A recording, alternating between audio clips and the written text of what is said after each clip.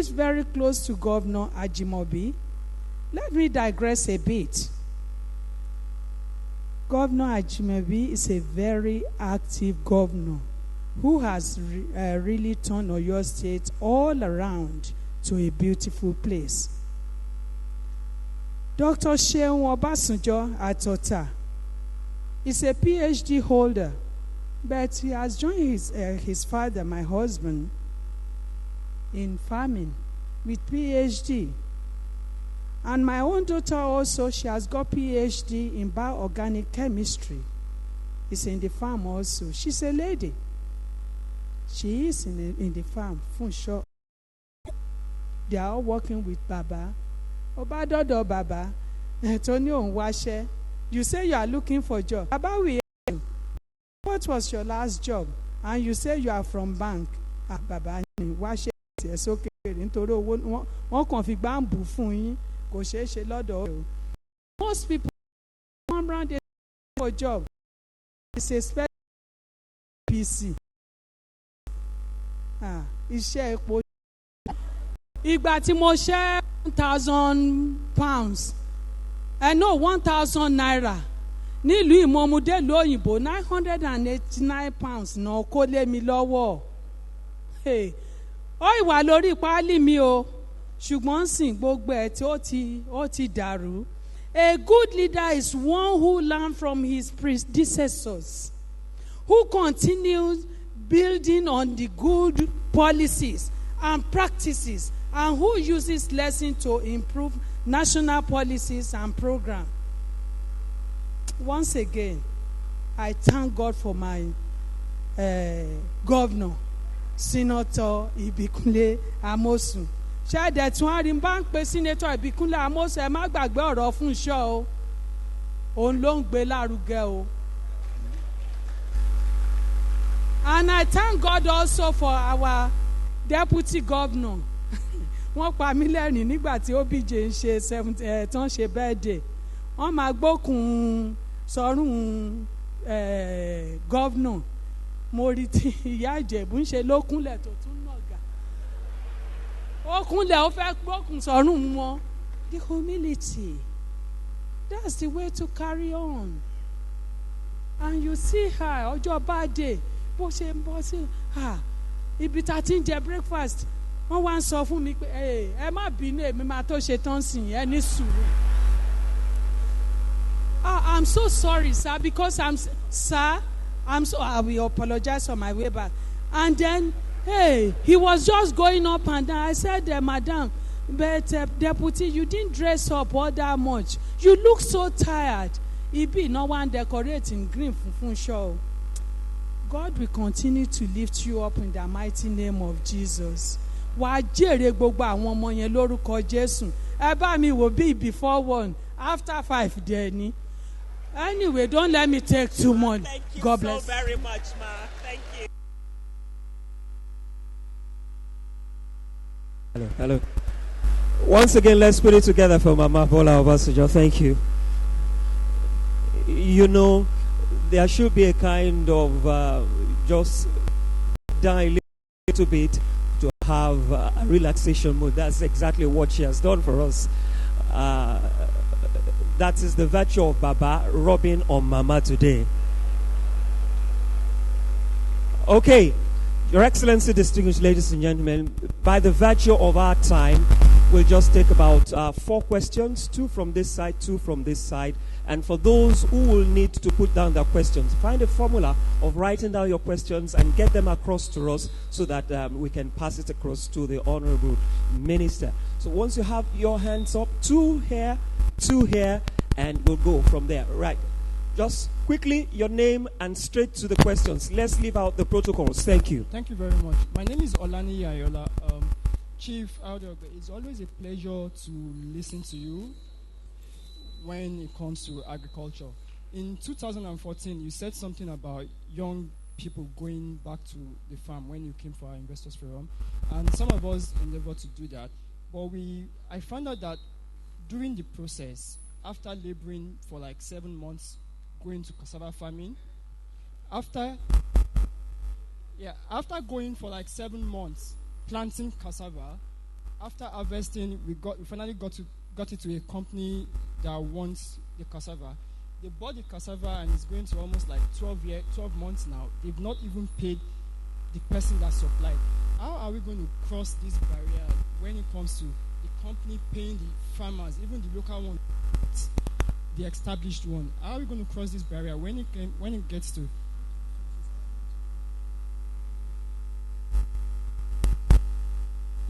I said, the question is, how are we going to cross the barrier when it comes to local farmers supplying their cassavas to companies and the companies over months refusing to pay them? This is very discouraging when it comes to young farmers. Thank you very much, sir. All right, the lady there, that's number 2. Let's take the question. All right, 3 and 4. So on this side, let's just move here quickly so that we can bridge the gap. That's 3 and 4. Please come forward quickly on this side and just stay. Number 2, the lady, please, quickly. Right. Thank you very much, sir, the Honorable Minister. So I have a couple of questions. My name is Tosi. I head the research team at a local investment bank. So we understand that the youth should go back to farming, but there are a number of fundamental issues beyond financing. Pricing is one of them, sir. There's volatility of market prices. We know that in the 60s we had regional pricing boards from what we read. And some countries like Thailand also have like government interventions where they buy farm produce from farmers at near guaranteed prices and, encourage, by doing so, encourage young people to go farm because they know the prices are guaranteed. What is government doing in this regard? In Nigeria, there are about just 3,000 farmers to one extension worker. There are real issues. A lot of these farmers are not adequately trained on proper farming practices.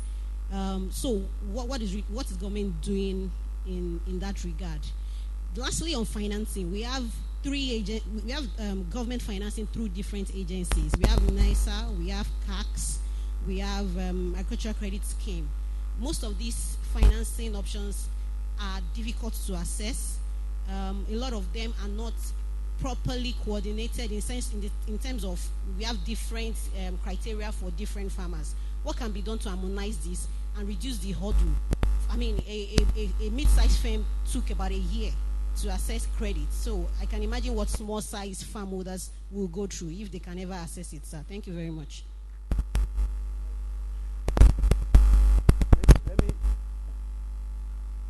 Let me deal with the first 2 questions. The young man who supplied cassava to some company which failed to pay, that's an unfortunate development, really. But you've just heard Mr. Kumantaros now talking of a plan to do a giant starch factory. What will happen in future is that we'll have to form all of you into cooperatives in different areas, because 2 issues come up when you ask for credit. The banks, generally younger people and most people don't have collateral to give the bank. And the kind of collateral the bank wants from you, maybe a house in VI or Ikoyi or Asokoro or Maitama, those ones are the only bankable assets, security that the bank knows that if you fail, they can find a market for. We are in the process of setting up an agri fund in partnership with the CBN. In the interim, the CBN has a program now called the Anchor Program, which targets small-scale borrowers, not the large-scale borrowers. Large-scale borrowers will go through the NISEL program.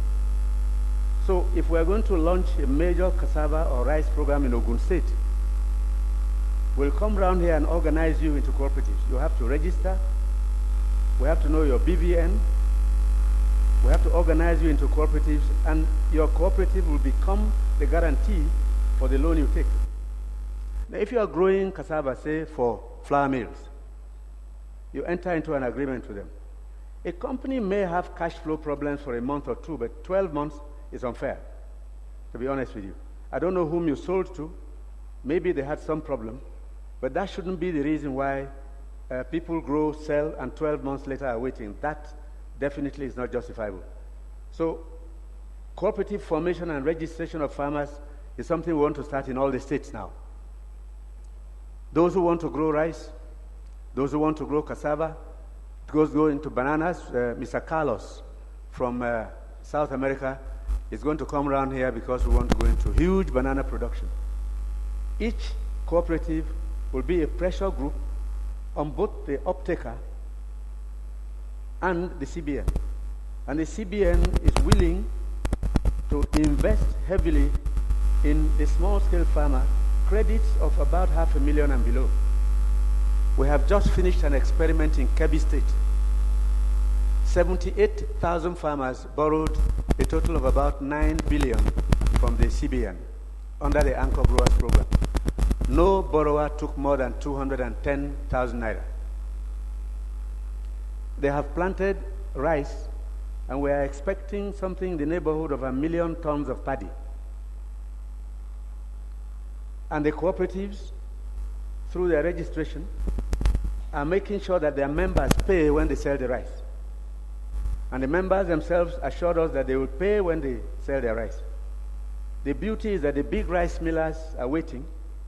In fact, the big rice millers will pay the CBN and deduct it from the sale of the rice which is coming from the farms. I do not know who this company is, but I think that will not continue for long enough. What Kumantaros wants to do will require anything up to 40,000 farmers growing cassava. If you register with such a viable group, it is better still.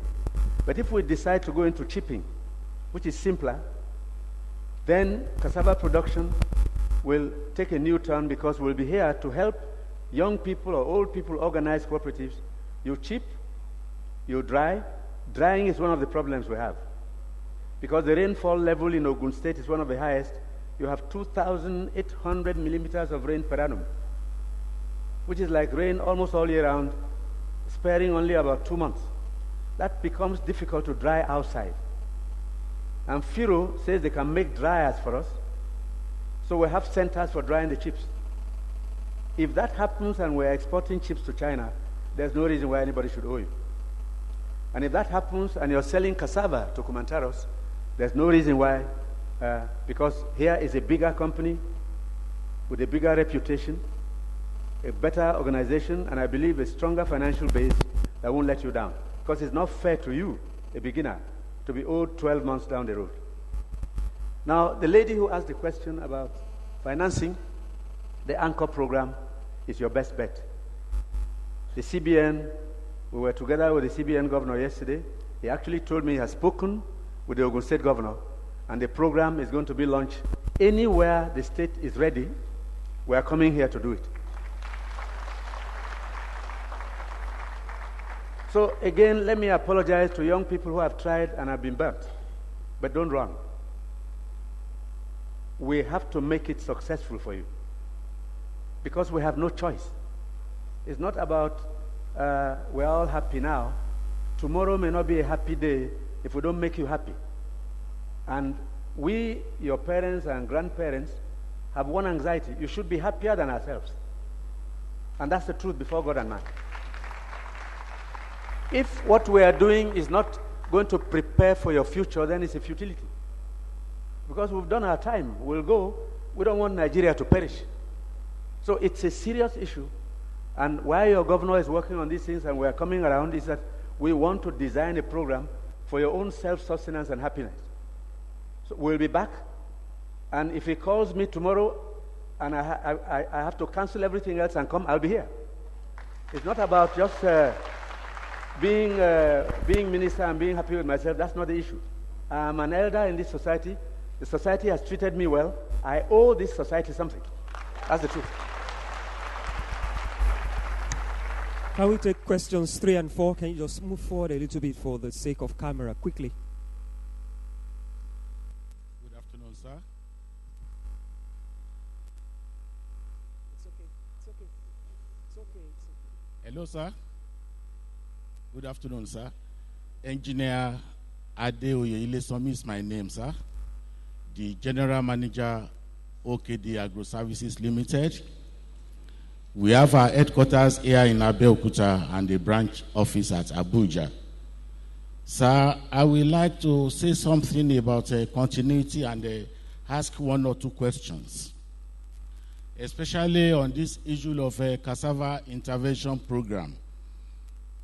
It started about 3-4 years ago when Dr. Additional was the Minister of Agriculture.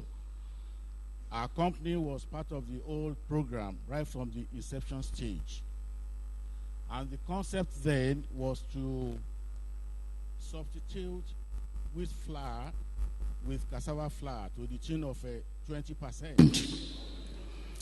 When surveys were conducted around the country, it was discovered that peasant farmers farming at subsistence level can hardly produce cassava tubers that can produce cassava flour to the tune of substituting by 20%. Then farmers were gathered, questions were asked as to what to be done to improve cassava production. The major issue then, sir, was land clearing and land preparations. Then my company came in. We started from Kwara State, where we cleared 250 hectares of land for cultivation of Can we just go straight to your question, please, because of time?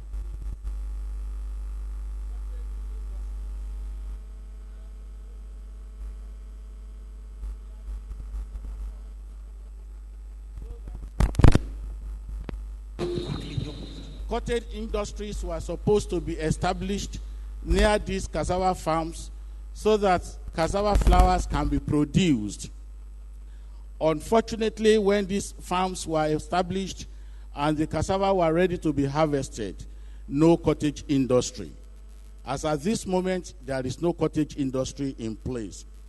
We should have employed our youths. Sir, can we still continue with this program, or is everything ending there? Now the second question, sir. Your Excellency, sir, the Governor of Ogun State, you are highly commended, sir, 100% education, security, and infrastructures. You have actually done very well, sir. You are highly commended. But on the issue of agriculture, sir, please, we shall be very grateful, sir, if we can relax these issues of land acquisition, because we have been trying to acquire some lands for the past 3 years, sir. Up till now, we have not succeeded. Thank you very much, sir.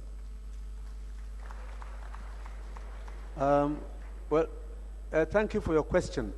If you remember, when we came into the ministry in November last year, I made a statement that there will be no policy somersaults. And we have stayed very much in line with the policies put in place by our predecessor. We did that for 2 reasons. Once you begin to change policies, then investors become uncertain. They're not sure what will happen next. If they invest now and you come in and cancel, then of course, they have lost their investment or wasted their time. Let me say this, the cassava program really didn't begin 4 years ago with the former minister. The cassava program began many years back when I used to be chairman of a party whose name I can't remember now. And when Baba Obasanjo was president, we started off and we built one factory. It was in Benue. The problem we faced with the millers then was that they had to do a lot of tests with the quality of flour coming out. People were drying cassava by the roadside, grinding into powder. Definitely no bread maker can utilize that kind of thing because of the health issues. Now, more flash dryers are being installed, and they're not cheap equipment. So there was some resistance from the millers because of certain considerations. Number 2, also because wheat importation was on a large scale. And 3, there was no legislation to the effect. That law is now before the assembly, and we are pushing for its passage. That 15% cassava in bread or 20% doesn't do the bread any harm. But many of the bakers, the master bakers and so on, have been insisting on certain improvements which they are carrying on with our support. The legislation will be here because even Brazil, which is the largest producer of wheat in the world, includes cassava in bread. But over and above cassava, we're now talking of industrial starch and ethanol. So if you do grow cassava, you can sell it. We had staple crops processing zones in 6 zones of the country. One was in Kogi State, and a big investor there was a company from the US called Cargill. Suddenly, in January this year, they wrote to say they were withdrawing because business was not too good. We have almost got a substitute now because this is a private sector-driven program where government will not interfere too much. Sometimes government is a very bad partner in business. Sometimes. Most times. So we prefer to allow the private sector to operate so we don't meddle too much because the demands of the private sector are more urgent and things move faster. You have a factory belonging to government and a belt costs, a belt, turning an electric motor. It could take you 2 weeks, 1 month, before the director approves minutes to the PAMSEC to the minister back to the PAMSEC down. In between, there's a holiday, and somebody has traveled. And that is real. So this is the reason for the delays. But I assure you the cassava program will carry on. We are talking with the private sector, and we will achieve some result. But the cassava industry is a huge one. If you've suffered a bit now, don't run away. We have to keep retuning. There is money there. There's money there. And again, I want to thank the investors who have remained and are still struggling through our difficult times. I assure you when the situation improves, we shall not forget you. I assure you. Thank you. Good morning, sir. Good morning, Excellency, the Governor of Ogun State. Sir, I want to ask a question on irrigation. As a young farmer, how can the government help us, the federal government and the state government help us in irrigation system? I'm a young farmer at Ilewo Orile settlement of Ogun State. But we discovered that there is a dam there wasting away. And we try as farmer to do our own irrigation, to dig a well. But we discovered that the water level is very low down. And to dig, you have to get up to 40 rings, 45 rings, which is very expensive for a young farmer. And the water is not even enough. Because you talk about ewedu, ugu, and pawpaw. So how can the government help us as young farmer? My second question is in the area of imports. So as young farmer, local farmers, so how can the government help us as the youth, in exporting our crops from the farm, for exports? And my third question is, sorry, sir.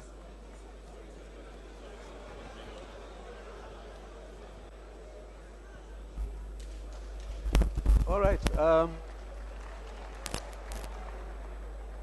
Okay, young lady, you heard me talk about irrigation. We from Abuja will be coming to the state to discuss with the Ministry of Agric for some earth dams. And with our budget, we have it in this year's budget. Thank God our quarrel with the National Assembly is over. And so we will do some earth dams. And we will also find a way of reticulating. But we're also bringing in solar pumps.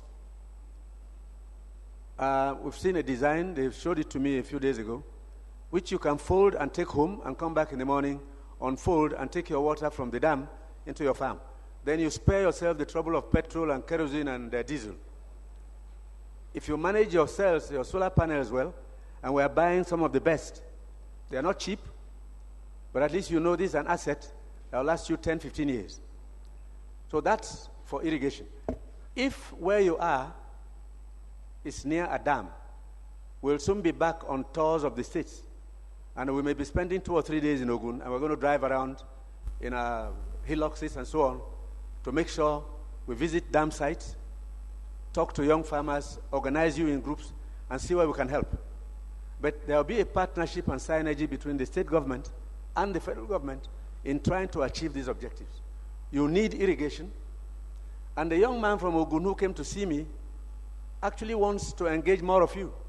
So when I'm coming, I'll bring him along, and we shall have a session somewhere here and discuss the youth and agriculture. We need to go into those problems. There was another question you asked. Can't remember now. On export, how you can assist exports. the young farmers in export. This same young man from Ogun State here is an exporter, and he says his dream is to get more young people to grow the crops and package them to exportable standards. One of the problems with Nigerian exports is that we don't meet international standards. We don't meet international standards. Recently, we exported beans in 4 containers. They were returned. When the beans got to the ports in England, they opened a few bags. They found in some of them rat feces. And in some other commodities earlier, they found dead rats. Now, obviously, Europeans do have certain standards. One of you mentioned that earlier. We just have to meet international standards if we want to play on the international stage. They will not lower their rules just to make us happy. Number 2, those eating most of these products abroad are also Nigerians. So if you poison them and they begin to die, it's not good enough. So standardization is an issue, and on that, let me say this. We will not, as soon as we can, not continue to package grains in polypropylene bags. We are going to go back to jute bags. Jute is carbon-free, and that is the international packaging for grains now. The polypropylene bags create problems for us. They are airtight, and one of the problems with aflatoxin, which is spreading all over in grains, maize and groundnut especially, is that you buy your grains. The biggest grain traders in Nigeria are in Kano, and some of these men have plenty of cash. End of October, before the grains have dried properly, they mopped up in all the markets, sewn the things and put in their warehouses, and they lock the doors. February, March, April, temperatures rise to 50 degrees. The grains are not dry. They begin to sweat, and then they gather mold, and the mold produces aflatoxin. It attacks the soft tissues in the body, lungs and liver. So we are going back to Kanaf. There was a jute bag factory in Badagry in the days of Chief Awolowo. There was one in Jos. They are gone because there was no market for them. We're now inviting investors to come back, farmers to grow Kanaf, and for us to produce at least 10 million bags of Kanaf and jute bags annually. If there are any investors here interested in that, make contact with us. It's a big market. And Nigerian farmers know how to grow Kanaf. Kanaf is K-E-N-A-F. We have to go back to Kanaf, and we're going to ban polypropylene bags because it's not good for our health. And on that, please, when you go to a party in this country and you see moi moi wrapped in cellophane bags, don't eat it. You are eating dioxin. You are inviting cancer. Do you hear me? Eat the one in the leaves. That leaf is an antioxidant. Better for you. At that temperature, dioxin is being pumped into the beans you're eating. Even pure water. Don't keep them in the sun, because from 30 degrees up, what you're drinking is not the water you think. There's a lot of self-poisoning going on in Nigeria now, which is why there are so many people lying in hospital asking to be sent to India. These are diseases our parents didn't know. Yes, please. Any other question? Thank you very much, sir. We will invite His Excellency, the Governor of Ogun State, to show appreciation to the Honorable Minister for Agriculture. Rest assured that your questions that we've received will get to the Honorable Minister in due course.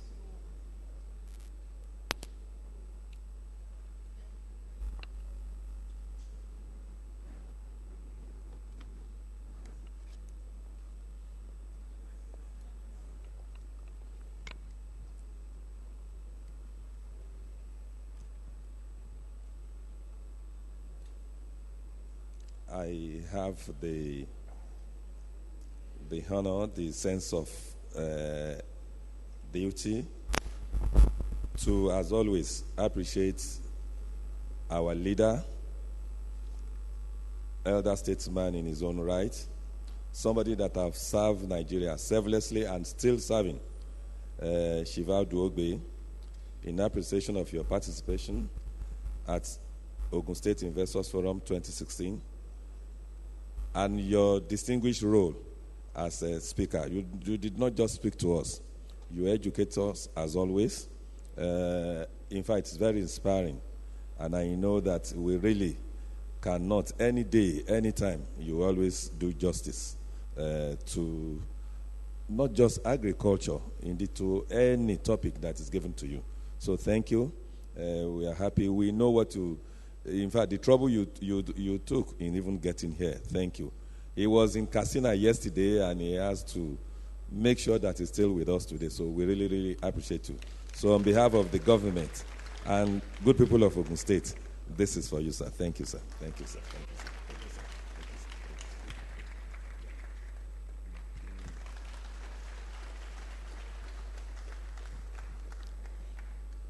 sir. Two remarkable gentlemen, the Executive Governor of Ogun State and the Honorable Minister of Agriculture. Knowledgeable man, remarkable farmer.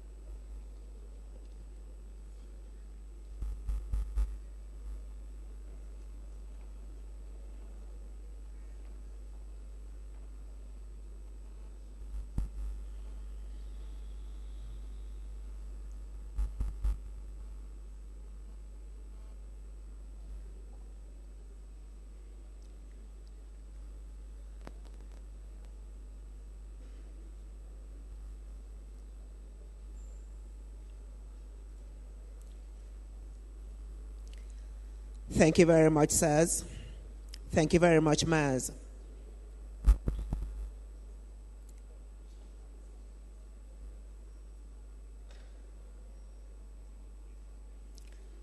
Thank you. Distinguished ladies and gentlemen,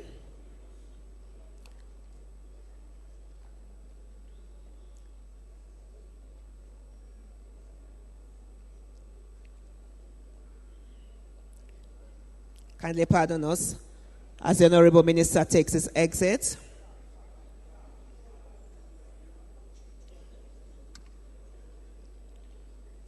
And now, distinguished ladies and gentlemen, we want to show you a documentary titled Ogun State, the Emerging Economic Powerhouse. Please sit back and enjoy. Thank you.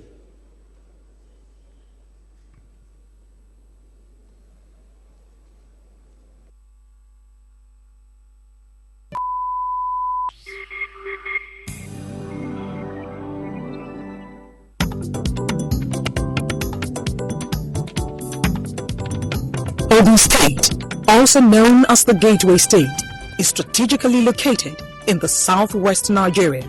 It has a total land area of more than 16,000 square kilometers. Its proximity to Lagos State the commercial nerve center of the country, and some other parts of the Federation, as well as some African nations, makes the state a gateway state.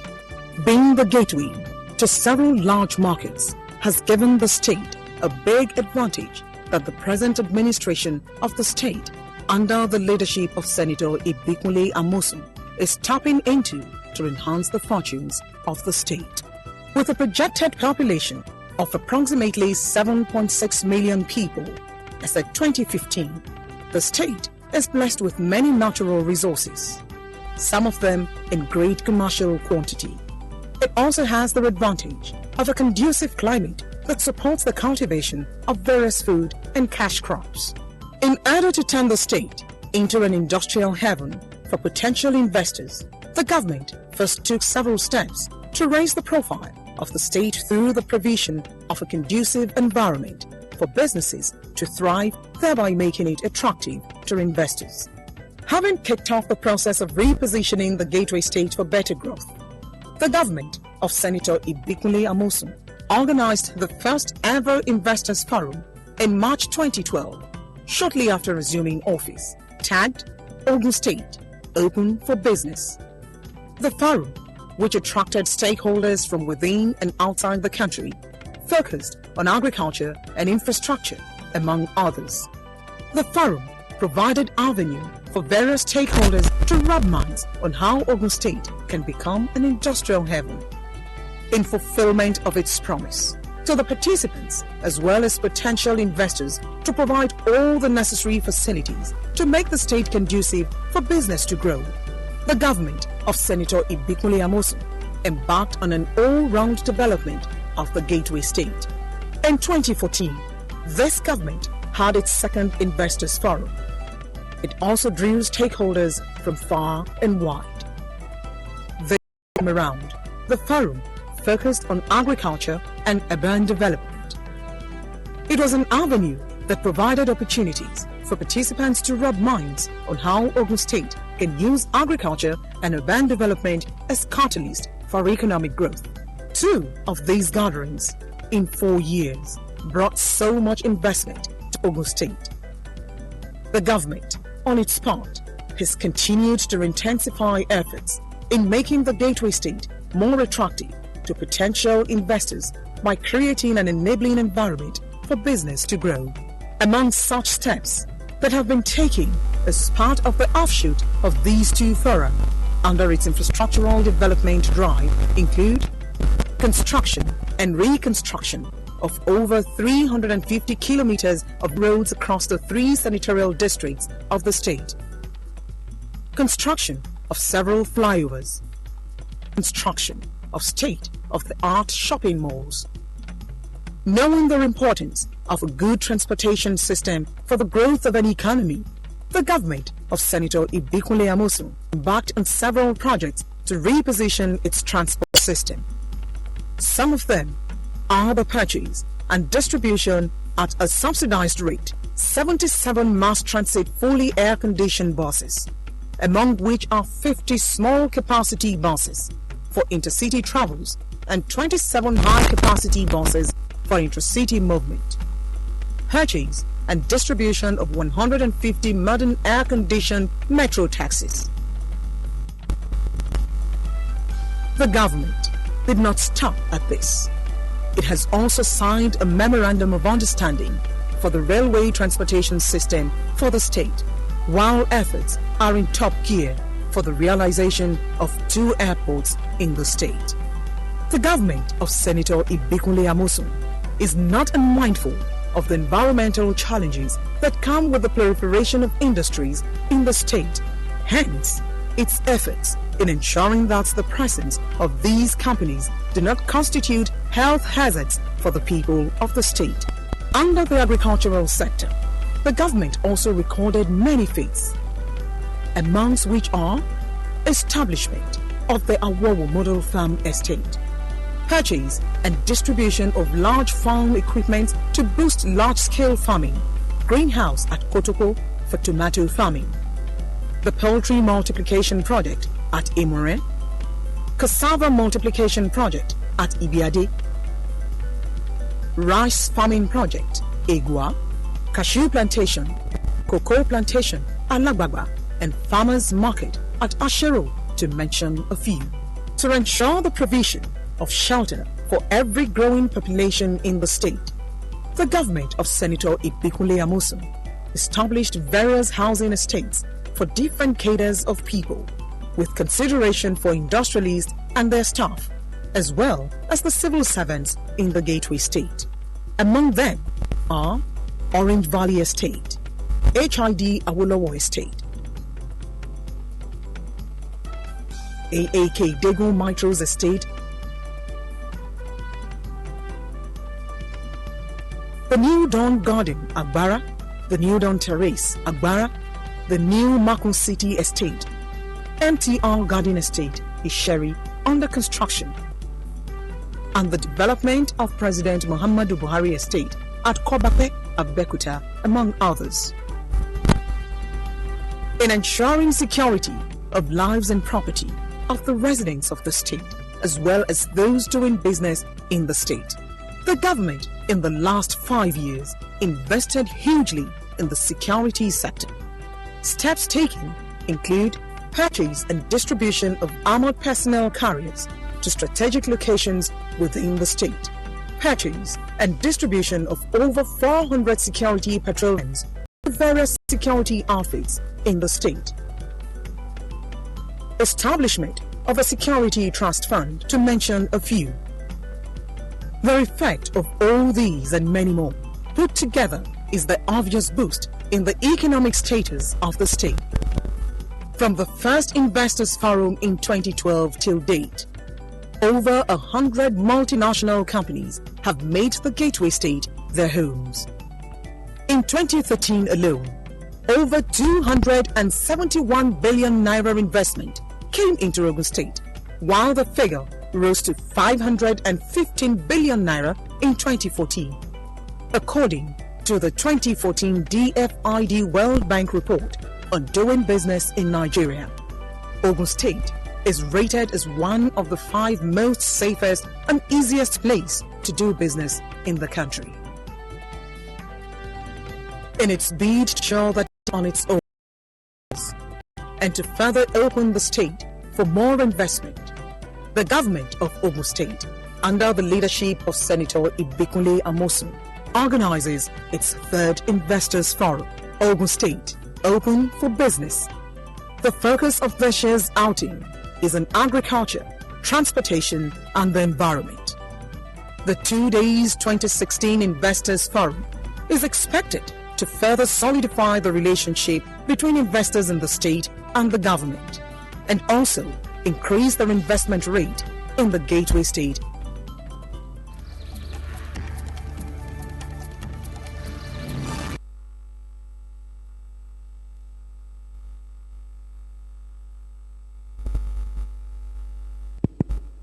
All right.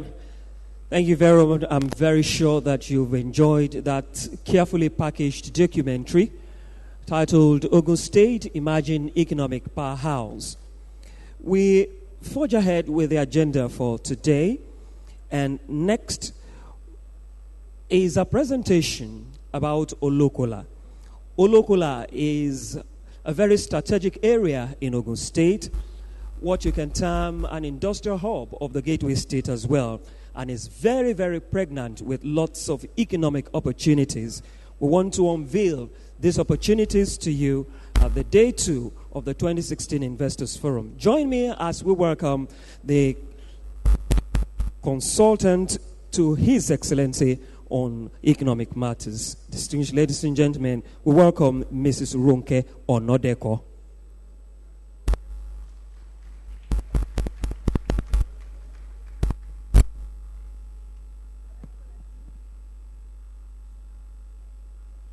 Your Excellency, the Governor of Ogun State, I stand on all protocols. I'm just going to go through a presentation exploring our new city. It's a new city that the Ogun State government is bringing before you, and it's a journey. We want you to be a part of the journey. We want you to go with us. We want you to invest with us, and we want you to act as catalysts to tell more people about what we're doing in Ogun State.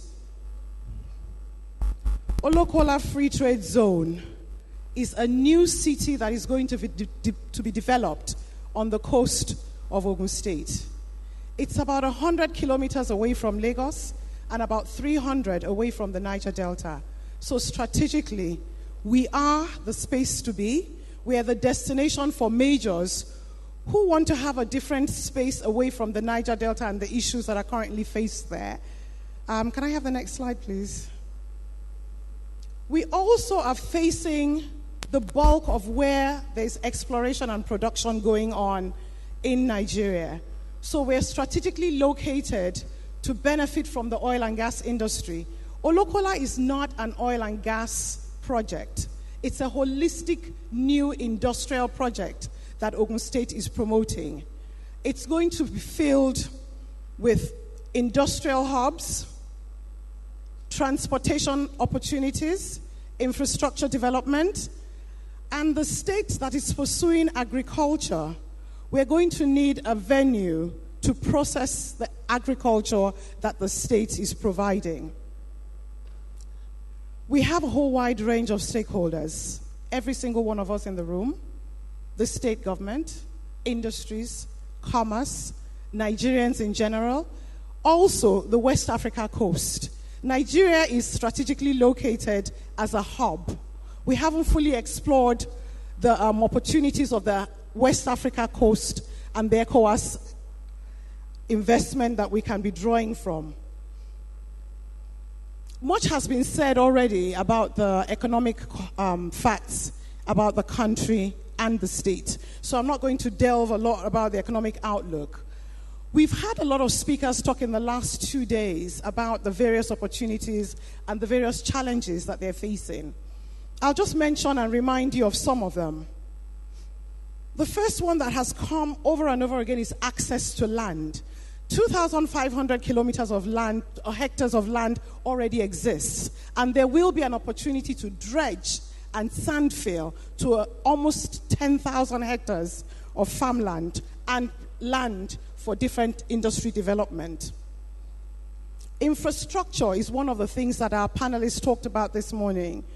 Everybody wants land and they want around it power, gas, they want security, they want roads, and they want the average, the accessible logistic structure around them. These are the things that we're trying to develop, and we're looking for partners to work with us in the development of this journey that we're going on. Some of the benefits of the free trade zone, next slide please,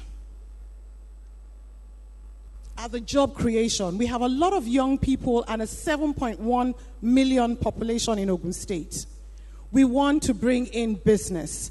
All the businesses are going to need people to develop whatever it is they're planning. Young people with technical skills, artisans, road builders, house builders. We're looking at a wide variety of technical and non-technical personnel. In this process, a lot of skills are going to be developed. A lot of skills are going to be transferred by people who are bringing in their technology to develop their industry. So these are the things that we're looking at.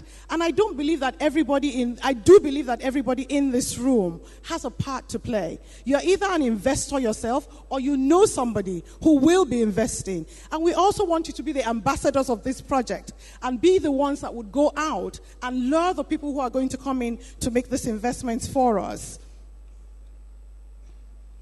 On the next slide, Ogun State has, as you've seen, a very strong team.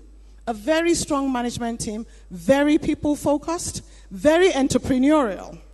Because this is not a journey of a public sector. It's a public-private partnership that we're looking at.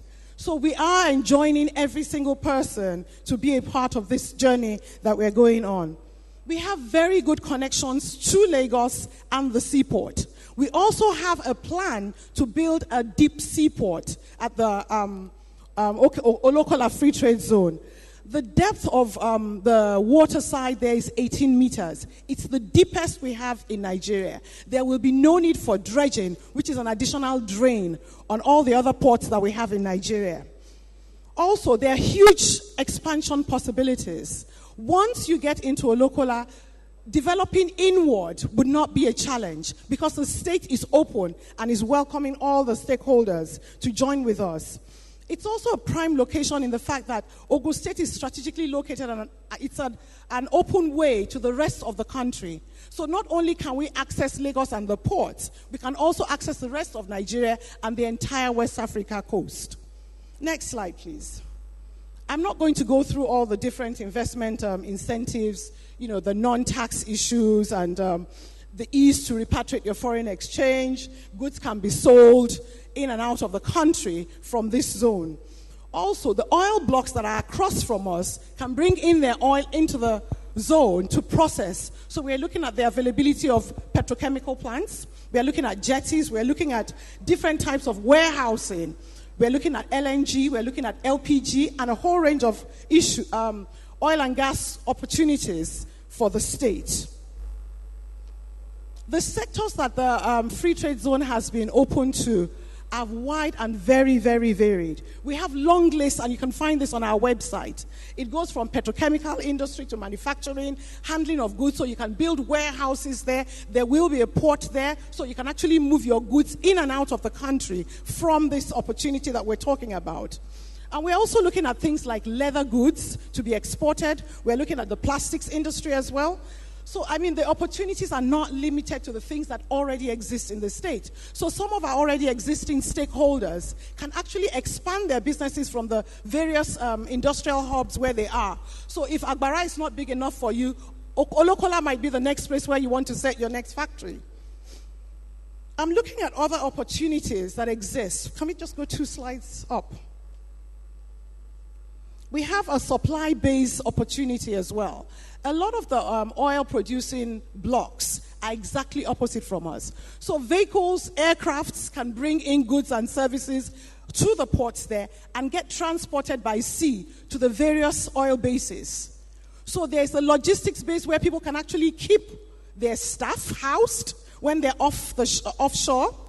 So we're looking at also housing, industries, catering services, and all sorts of things that would be complementary to the oil industry. There could be vendor parks there as well, and residential plans. Yesterday, we talked a lot about transportation, and there was a little bit of talk about Ogun State needing an airport. I would say this is a prime location for a port for exporting, a cargo port, or even a helicopter port where oil service industries can rely on strong logistics. There are a lot of opportunities that Ogun State has looked at, and we haven't looked at these opportunities from an internal perspective. We've looked at our shareholders, we've looked at the stakeholders, we've looked at the people who have already invested in the state, and we've engaged them, and we've found out what they want. They want new virgin land with very, very good infrastructure, power, gas, electricity, good rail connections, good road connections, and an airport if the case warrants. So these are the things that we're planning to build from scratch. It's going to be, we're not trying to fix what already exists. We're building it from scratch, and we're bringing you in at the very beginning of this. We want you to be a part of this. So we want you to come together with us as we go on this journey in Ogun State in the development of our new industrial city. The DC port is one of the things that is most glaring to most investors because there are a wide variety of opportunities that come forth from it. Can we go to the next slide? We have a whole range of opportunities that we've outlined. Oil export terminals, gas export terminals, LNG berths, container terminals, warehouses, a marine base, bulk cargo wharf, the Olokola vessel port, the LPG jetties, a dock repair for oil containers, oil vessels. We do not have somewhere where we can dry dock our vessels. We usually have to send them out of the country. So we're going to be competing with other existing facilities that are just starting, the Intels, the Snake Islands, but this is new. This is fresh, and we want you to join us at the start of this. Also, dredging companies can still come in now and do a lot of work on the soil interventions, dredging, and land reclamation. So the opportunities are not just in building industry. We're also looking at specific industries and the different areas which you can participate. We've talked a bit about power and infrastructure. The earlier panel this morning talked about how important it is for them to bring down the cost of power to develop their industry. If we're building this city, there's an opportunity that's just starting right now. The Dangote Group are moving gas with a major pipeline, a 550-kilometer pipeline from the Niger Delta to Lagos. It is going to go past the corridor of Olokola. It's something we can tap into. Bringing in gas. We're talking about the fertilizer industry. We're talking about petrochemical industry. We're talking about a whole range of opportunities that would come just because the gas is coming through our corridor. So we shouldn't be left behind and not wait till the deal is settled. This is the time to come in. This particular opportunity is very close to my heart in terms of the fact that we've seen the success of the former LMA petrochemical industry that has become Indorama. It started out about 5 years ago with a functioning petrochemical industry that was not making any money. In 2 years, they broke even. The year after, they have tripled their capacity, and it's one of the largest earning subdivisions of NNPC because the government took a stake in it. This could be one of the ways in which this state begins to generate money internally and relies less on the federal government for disbursements. On this note, I'm not going to take too much of your time. I think I've whet your appetite enough to let you know that Ogun State is the place to be. We are the destination for your investment. We are the place where your money is going to give you the greatest yield and the highest return on investment. So I'm welcoming each and every one of you and asking you to please join hands with us in Ogun State as we explore the Olokola opportunity. Thank you very much.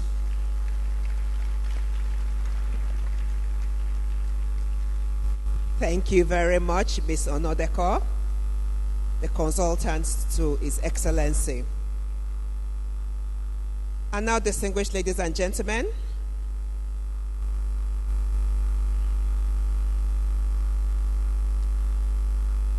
next on the item on our program for this morning is the presentation of the Communiqué.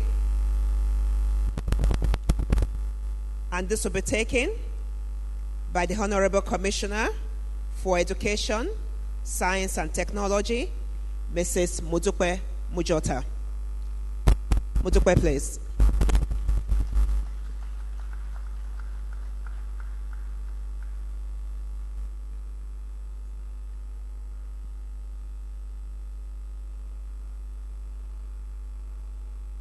Another round of applause for Mudukwe, please.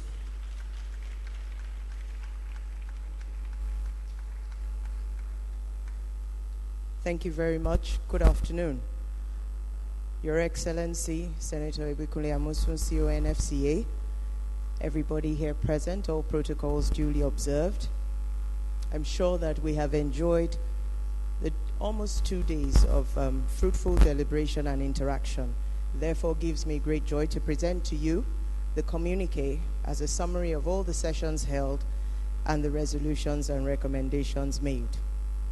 The third Ogun State Investors Forum held on the 10th and 11th May 2016 at the June 12th Cultural Center, Abeokuta, with the theme Agriculture, Environment and Transportation, Ogun State, Emerging Economic Powerhouse. Recommendations and resolutions were made in the respective plenary sessions as follows. The economy, navigating the now, harnessing the future. Ogun State should continue to develop and clearly publicize its economic policies in order to ensure active alignment and participation of key stakeholders. The state is now competing with other states and countries to attract investors. It therefore needs to proactively prepare for the challenges ahead. The state should continue to leverage its proximity to large neighboring markets, Lagos, Oyo, and the West African sub-region, in order to attract and take advantage of investment opportunities. The state should further exploit on its strategic positioning by supplying its neighboring states with products which would otherwise have been sourced from other parts of Nigeria, such as the north. The state should harness the natural entrepreneurial energy of its people by developing entrepreneurship among the youth of the state. The state is to encourage the development of small and medium-sized enterprises as collectively They create a greater percentage of jobs when compared with multinationals. Further, the state should identify and focus on industries with which it has a comparative advantage, with particular attention to exploitation of the value chain. On the agriculture plenary, we had the topic, reaching the tipping point. And the recommendations and resolutions are as follows. This should focus on processing its agricultural produce in order to create active value chain. The state should focus on the following: providing opportunities for farmers to access extension services, providing farmers with access to capital, reducing transaction costs, The state should focus on localized value chains, public-private partnerships, and commercial-scale farming. The third plenary, environment, sustainable development, a luxury or an imperative for emerging economies. The following recommendations and resolutions came forth. Nigeria has to work with the neighboring countries to conserve Lake Chad. There is a need to balance economic gains against environmental impact. There is also a need to optimize forest reserves for our future. There is a need to pursue a waste-to-energy plan. The 2030 plan developed to conserve energy should focus on mobilizing the host communities, enlightenment, and energy optimization.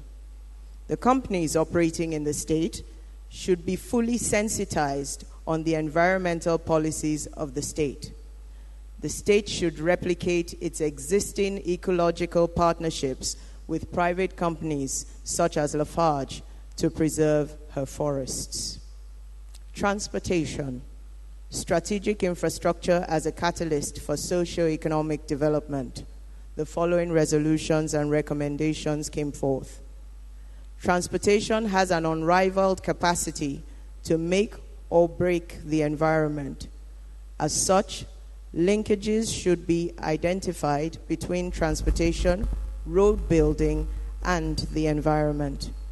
Good roads inevitably will precipitate more vehicular traffic. Hence, there is a need for an alternative mass transit system, such as would be afforded by an effective railway system.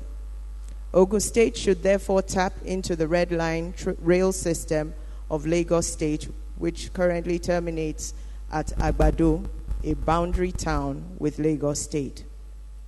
It is possible to deliver the railway system before the end of this present administration, and to that end, there is a need for proper planning for the construction of the railway system. There is also the need to incorporate air transport in the state infrastructure plan. The state should develop an air transportation system with possible locations in Wasimi, Ikperu Cargo Airport, and Olokola, as recently discussed. Housing projects could also be developed along these axes. Rural roads are important to food security and should be prioritized. Designing infrastructure should take an interdisciplinary approach so that it meets social and economic needs with an overall positive impact. Ogun investors, the feedback session with those who have already taken a position in Ogun State, titled Now and the Future. Ogun State must continually strengthen the three pillars that drive investor decisions. These are the security architecture, the energy supply, and infrastructure network. We have the advantage of having both agriculture and industry in the same state. It should coordinate the supply chain from agriculture to industry in order to create a virtuous cycle of growth and development. Biomass can be collected from larger industries to smaller holders and used to generate fuel or power for other industries. Ogun State should consider how to generate wealth through the conversion of waste to energy, whereby agricultural, industrial, and municipal waste can be used to feed other industries' energy consumption needs. Ogun should expand its tourism and hospitality frontiers as viable investment opportunities abound in the state. Ogun State should reduce to the barest minimum the issues of multiple taxation where they occur, and to ensure the investor-friendly status of the state is preserved. Power is a major issue which should be addressed for businesses to grow within any community. Ogun has to reduce capital costs for businesses that tend to shoot up because of power and infrastructural demands. Private sector operators can sell the excess power from their power plants to smaller businesses to create industrial clusters around them, thereby encouraging small businesses to make profit, and while they also make profit and reduce the environmental impact. There is need to define business models to improve the communities. Ogun State should focus on a green development philosophy to preserve the environment. We should encourage the civil service to fall in line with the plans of the administration to foster access to investments and create the requisite enabling environment. There is need for the state to organize farmers' associations into collective groups to activate the supply chain. There is need to develop the value chain and agricultural system in the state. Ogun State also needs to embrace world-class standards for which she is already carving her niche and put in place global best practices. Land along major access roads such as Lagos-Ibadan Expressway should be developed both on road and off-road to encourage business interests along the route. That said, I think we've come to the end of the resolutions and recommendations, and I feel sure that His Excellency, having taken copious notes even as I spoke, is already articulating the strategy for implementation. Ogun State is indeed open for business, and we welcome you all to join us in developing this state and causing us to become a reference point for West Africa, Africa, and indeed the world. Thank you very much. Thank you very much, the Honorable Commissioner for Education, Science and Technology. The architect of New Ogun State is indeed very happy today. His rebuilding initiative and ideas have actually translated to positive achievements and accomplishments in the last 5 years. His 5-point focal point in developing Ogun State, I must say, is right on course. Distinguished ladies and gentlemen, I have the honor of bringing His Excellency, the Governor of Ogun State, Senator Ibikunle Amosu, CONFCA, for his closing remarks. Your Excellency, sir. Thank you. I hope this your mic works well. Please be seated. Thank you.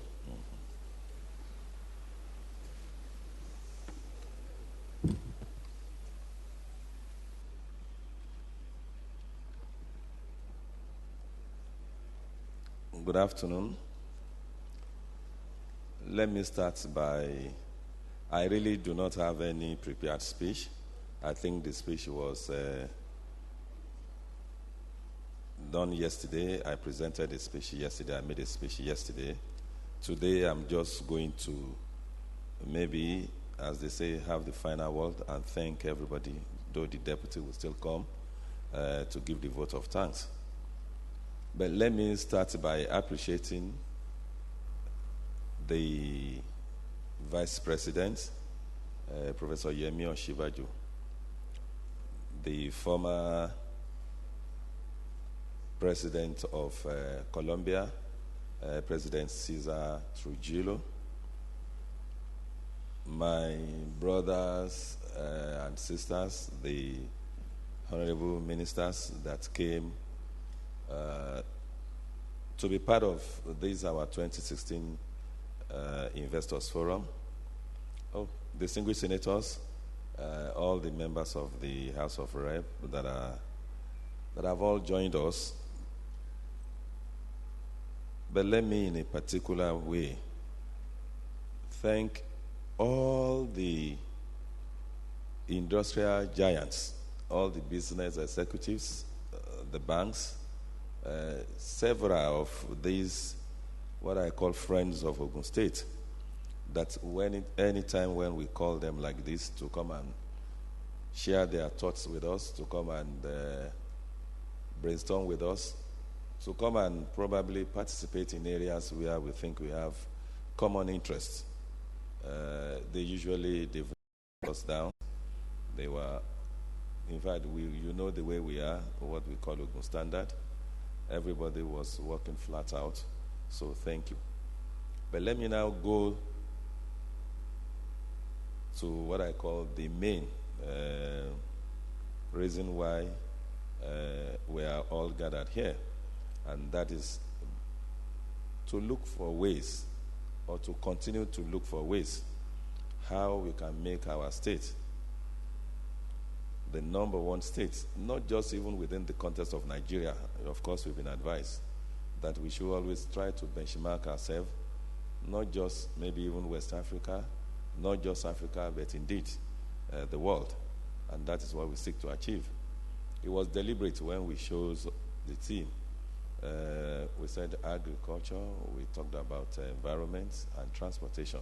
Indeed, so many have argued that maybe environment should be the first, and followed by maybe transportation and maybe agriculture. But you notice that somehow, for us, agriculture it must continue to be until when we get it right. In fact, I want to even believe that even when seemingly we think we've gotten it right, still, agriculture must be the driver. Because agriculture that will lead us to industrialization, that will take the advantage, full advantage of the value chain that agriculture offers. That is what we seek to achieve. So we have listened to all of you. And I want to believe that this, it has never been really. It will not just be a talk show. We are going to walk our talk, and all of this, you see, I listened to the Communiqué, and I was even taking, just like she said, some of the things that I said, oh, okay, yes. What about this? Yes, when she got to the point. All of those have been noted, and I can assure you, even before the end of the year, you will see that we'll have started the implementation of so many of these ideas that have been brought up. So for us, agriculture will continue to be agriculture that will lead us to industrialization, will continue to be a recurring decimal. It will continue to be in the front burner because it does a lot of things for us. Indeed, I don't know of any other area. Of course, people have argued that even the environment, when we handle it well. Indeed, of all those three things that themes, the team that we set out to present, that we presented during this 2016 Investors Forum, indeed, they are really truly the drivers of maybe any economy. They are those that will redefine even our entire landscape as a state, and by extension, our people will be the better for it. We are looking for areas where our people will be massively employed, where we'll create wealth for them. And if you look around, I don't know of any other sector that will do all of this than those that we have now decided to showcase. So we noted all of the things that you said. Some talked about agric land, that there were delays. Yes, maybe, but some were deliberate because we realized that even those ones that we gave in the first, in 2012, when we first had this Investors Forum, we realized that people were probably not moving to those locations. Indeed, some, what I would call change of use, some even attempted to maybe do some other things there. Maybe like now having estates there, even in some places that we tell you, what are you doing here? Some even putting maybe totally different ideas, industries, and some even want to resell. But that will not prevent us from giving. We've been given, but probably not everybody. But now, once you are ready, and that's what we are saying, that there is no point in coming to take the line. If you say it's agriculture that you want to do, it's different. Of course, we can see you even coming, we gave you the land, everything is sorted. So what do you want to do? Are you ready with the land clearing? 1 year, 2 years down the line, nothing has happened. But we are looking at those we've seen, those ones that are very serious. And I'm happy to note that indeed we are not even been counting them as part of those companies that have been here with us. But I know that we have more than even maybe 50 of them, large scale. But that is not even where we want to be. I expect that we should even be saying we have more than 1,000 of those that have come to be with us. So we will look into that, and I'm sure that you will not be disappointed. But people have talked about what we think is the problem, and I'm happy now that so many of our industrialists, so many of our entrepreneurs, they are here with us. Those conglomerates, those multinationals are here as well. The problem with our farmers, and we as government too, I think we should buckle up, is that yes, they can grow all of these things, but they need to be reassured, because some of them will run around and borrow money that is at what I call a very high interest rates, not single digit. Some even with 20, 21, 18, maybe even those are the cheapest that they could get. And if they run around to do that, then after growing all of these things, either they don't have off-takers from them, people that will buy off them. And I think this is a huge challenge. And I think we should look into maybe not, I've said it, maybe community board, the way commodity board, the way it was when we were young. Or maybe if you think there are better ways or better platform or better things that we can put together, so that they will know that whatever they grow, there's somebody out there, of course, to take it off them. Because there's no point in them doing all this. Indeed, they don't even have the capacity even to preserve. So more often than not, when nobody is taking, or maybe when they just underprice those things from them, it got rotten. So I think we are looking into that. Yes, we have started with this farm settlement, encouraging our young ones, particularly our young graduates, to farming. And I think it's a success story. The Honorable Minister of Agric mentioned that we sent all that we did to the CBN and to everybody to come and have a look at what we are doing, our little efforts. And they were impressed. So I think probably before the end of this month or early next month, they will be coming. The CBN governor, the Minister for Agri, the Water Resources Minister, who has been helpful too. In fact, usually I don't allow them to rest. I trouble them. I tell them that if you are going to get it right, if you are going to walk our talk with this, our change mantra, then we should get our people working. And one good way of doing that, particularly this huge youth unemployment. Young graduates, they're there in their numbers, millions now. And I'm sure that they are responding to that. So in the area of irrigation, I'm sure that you will see a lot of tremendous improvements, because we have engaged the Federal Ministry of Water Resources, who in turn have engaged our River Basin Development Authority here. And they have, I think, about 7 sites.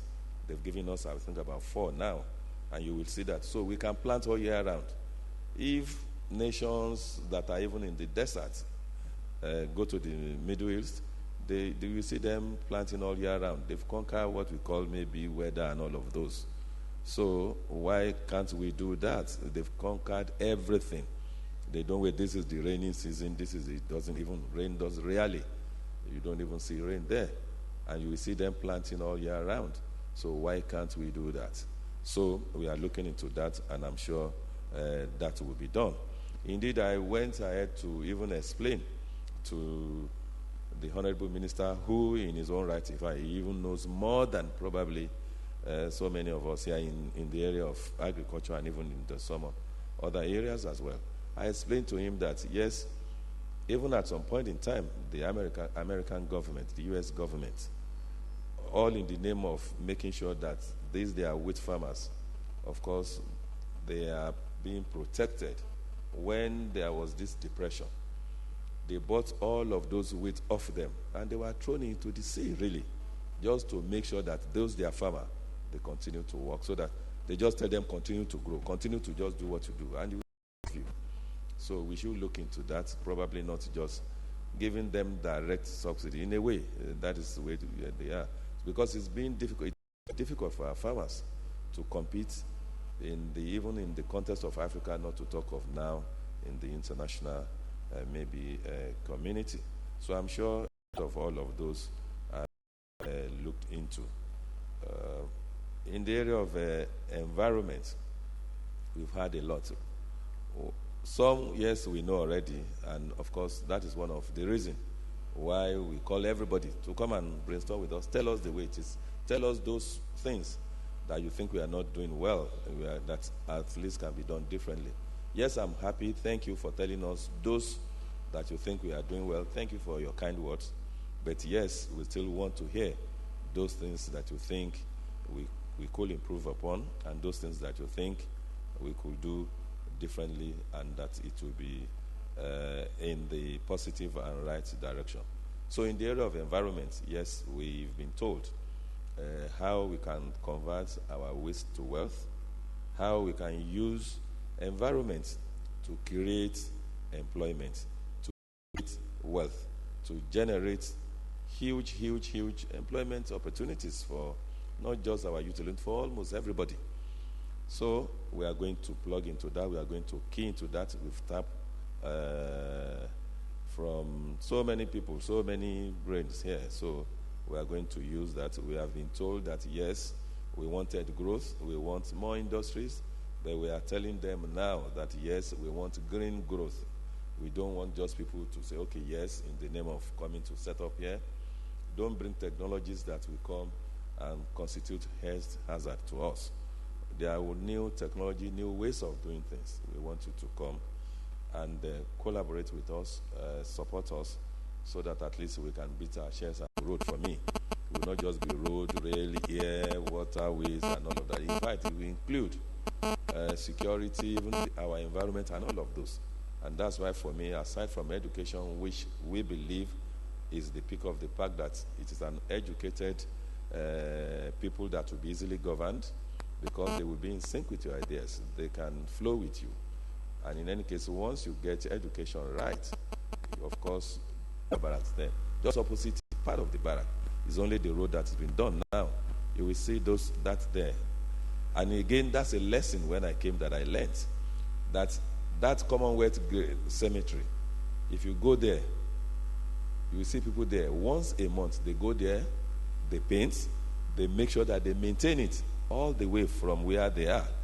And ours here, somehow, you will see trees grow. Trees are taken off inside those places. So it's not good. And it's a lesson. And that's why I said no. If some people, in the name of Commonwealth, they are still maintaining what they have in my backyard here, then I better get it right. We must maintain all that we have. We must improve on our maintenance culture.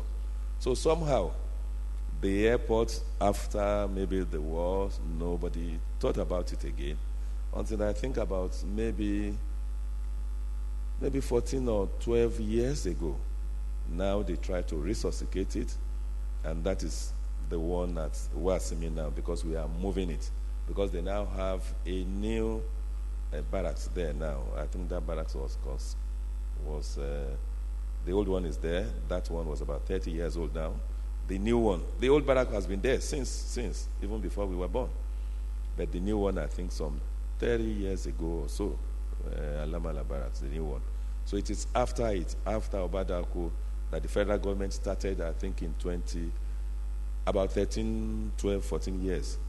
And year in, year out, money were being budgeted for it. Funds were being released somehow. So what they've done so far was they've done the perimeter fencing, they've done the design. Have been told they actually awarded the contract to some people somehow. They didn't do it. And since we came on board, of course, we realized that it would be in our interest to get that done. And we have engaged the federal government. We did it in the last 4 years. Now it's still there. Now I'm happy to report that now we'll be moving back to that site now. And I'm sure that airport is not luxury to us and for us in Ogun State. It is a necessity if you are going to follow through to the development plan, and if you are going to take full advantage of who we are as a state, not just in the context of Nigeria, but truly, maybe if you maybe try to situate us in the context of those that are getting it right, these major cities of the world, and that is where we will be. Again, we have this cargo airport, which my predecessor started. Somehow, that one has been there for the one I talked about has been there before we were born. But it's good for us to have the cargo airports now positively looking towards that direction. But let me quickly add that this is not a project that the federal government alone will say, okay, we just want to do. Words are changing. There are new ways of doing things. And that is why the presentation that you just had, we are inviting people of like minds, people that will identify with the huge opportunities, huge potential that lies in that corridor of Ogun State, that they should partner with us. And again, I'm happy to report that we have about 3 or 4 that are ready. They want to partner with us.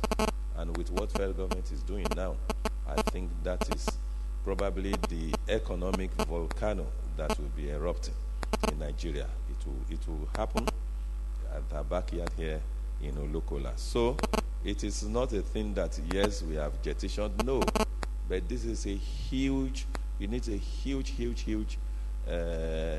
investment. It is not just something that can be done like that. Even in other matured and advanced nations, you will see that they will plan and they will say that we are starting this, maybe in the next 12, 15 years it will mature. But they will have phased them out so that probably in the first 3 years, in the first, maybe the next 5 years, this is where we will be. This is exactly what we are trying to do. And when that place is done, there's no way that that place will not have its own airport. We've talked about our rail. Rail for us in Ogun State, it is not something that we are just maybe papering over or we are just talking about because we are talking about rail. No. Indeed, when I listened to the discussants, panelists, and what have you yesterday, everybody, they were talking about only maybe 1 or 2 actually hammered on that.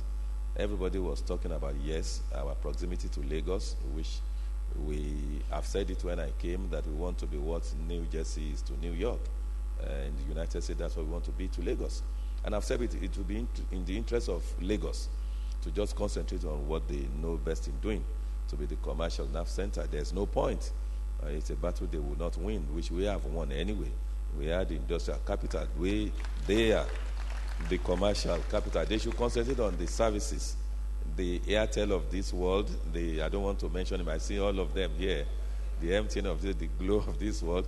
Indeed, yes, they can do all of those there, but they know that there is no way they are going to compete with us when it comes to industries and other related sector and activities.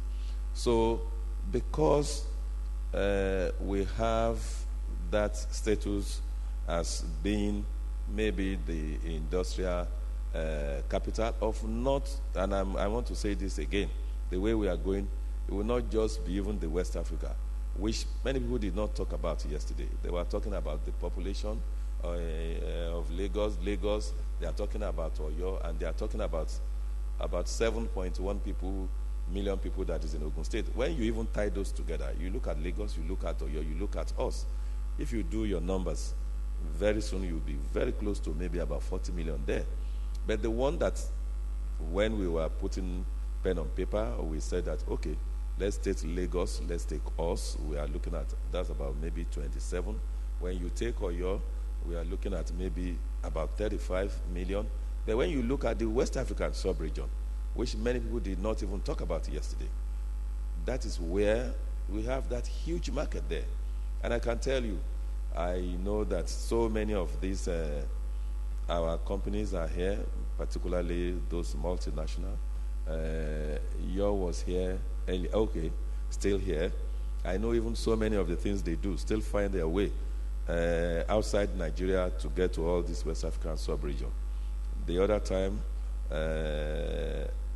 I was discussing with, I think about 5 of those companies in Agbara Axis, and I was pleasantly surprised. And I was happy when they told me that what they produce in Ogun State here, of course, not just even the West African sub-region, that even take some of them to Europe, to even Asia. And I said, oh, I'm thrilled, I'm happy. So I think that is happening. So for the would-be investors, if you are in Ogun State, you are not just looking at the market of maybe just 35 million, you are looking at a market of maybe additional minimum of maybe 120 to 150 million more. When you tie all of those together, I'm just looking at, I do not even extend this to maybe Mauritius and all of those, Senegal, even within the context of the Republic of Benin, Togo, Ghana, Cote d'Ivoire, like that, if you go.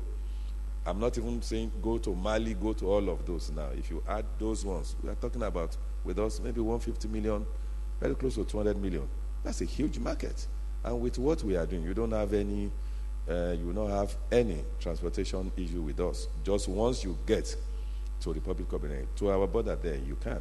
With what even I heard they are trying to do, the ECOWAS, what they are trying to do is now to have, and I pray they will be able to do it. They want to have a rail now that will connect all this West African sub-region. When that happens, you know what that will, the impact that will have on all of these, our industries and what we produce here.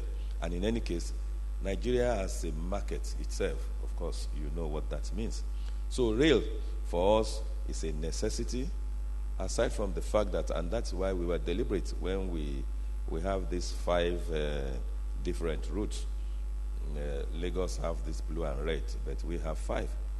And again, it goes to show what I've been talking about, that we are not just maybe one city, state. No, we have several cities within the Ogun State. So we are starting with the one that we consider to be the most lucrative. 1, it will move our people. 2, it will help the industries in that axis. And yesterday I was happy that somebody mentioned, the way he described it, he called it religious something. We just said those religious. Oh, did he say economy? So great. So what we did was this, and that's why we felt that. And I've always argued this, and I think I did mention this when we met Ban Ki-moon, the UN, when he came, the UN Secretary General, when we met him in Abuja, and we got talking, and we just have to touch on things like this. And I explained to them that we are the only country, we are the only state in Nigeria that have what I call artificial population. Every month, at least about 2 million people will come in, minimum, and they will put pressure on all our infrastructures and go back. And we ask ourselves, yes, we like you coming in. We don't want you even to be going again. Come and just stay. And since they are still doing what they are doing, of course, we have to be moving them. And that's why you will see every now and again. Indeed, when we want to have activities like this, we'll be praying. And we'll deploy more than maybe 100 or so security agencies to make sure that that road is free.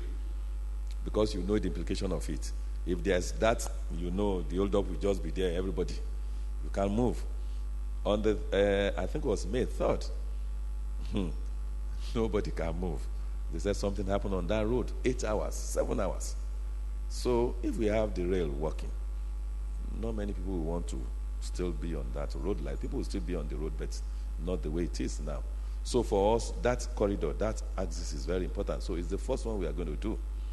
It will take route from 7 Up Old Toll Gate. It will come like that. That's what we just said Lagos. We call it maybe Baja axis. Just, we are not going to get to Lagos, but our border during that, what I call Baja area. Because the Lagos station, the last station that they have, in their design was somewhere where I mentioned. So once we push our own to that badger, when they are ready with theirs, we just link up. But in the interim, the one that we think they're doing, and that's why we are taking ours to Agbado.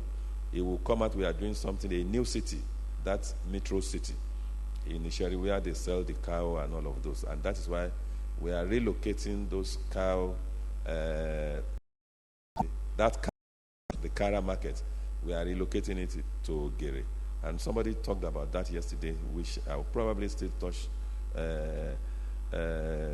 speak on before I take my seat. So we are doing that, and in doing that, we are going to engage, which I've said now that we are ready to flow. We are engaging all of these religious bodies. We are engaging, I think it's Mountain of Fire, that is the first one. Then we have Deeper Life. Indeed, before Deeper Life, there is another church. It's inside the door. People don't see it when they fly on the road. And I think they use this maybe when they are having this Easter and all of those. That is, what is, no. Pastor Yakilome's church. What's it called? They are inside. So that one is there. When you leave, then you get to Deeper Life. When you leave Deeper Life, you get to... No. Just wait. You get... No. You get to Nafsat on the other side. The Muslims are not going to be outnumbered. They too want to, so we have us there too. So, once you leave Nafsat, then you get to what I call the peak of the park, and that is Redeem. When you leave Redeem, you move ahead, then you meet the Four Square. In that axis, everybody's there, and we're happy.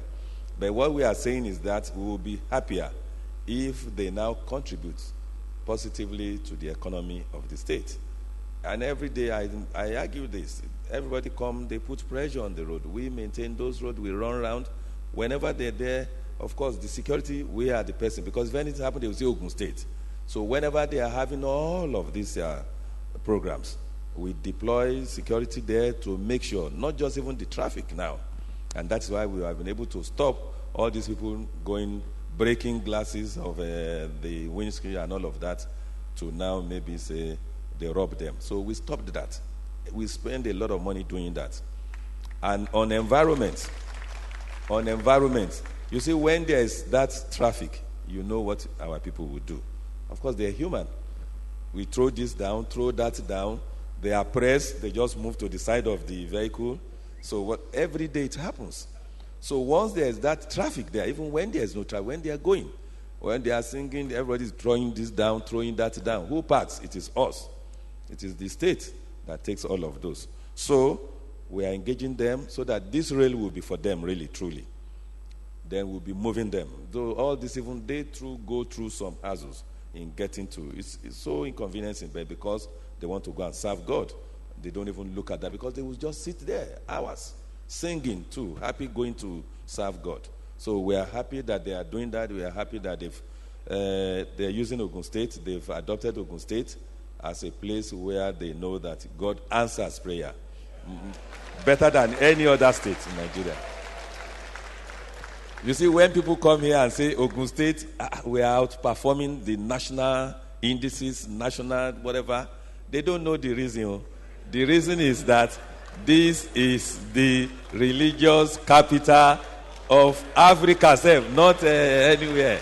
So prayers are answered more faster in Ogun State than any other state. I can say that. And so, of course, needless for me to talk about our road. You've seen our little efforts. So we will continue. We are not going to drop the ball. We will continue. We are not looking at roads that in the next maybe 5 years people are coming. No. 50 years down the line, 100 years down the line, all they need to do is maintenance. Something happened when we started this road. Yes, it's not that we just want to demolish. No. If we had done maybe just that narrow 4 lane, 2 lanes, we won't be where we are today. The World Bank is discussing with us. We are discussing with them.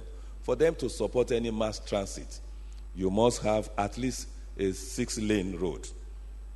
One lane will be dedicated for the mass transit, and the other two you can leave if you like, minimum.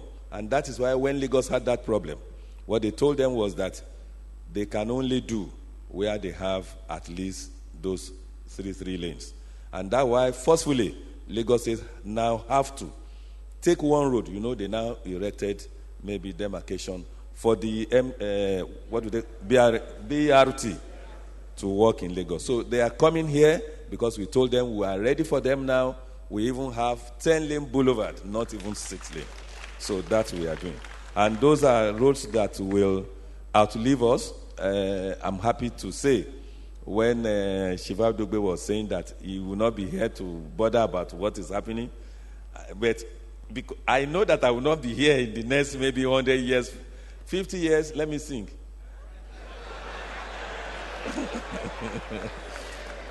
Maybe, you never know, because this is Ogun State, and this is where prayers are answered. So, the next 50 years, I may still be around, though.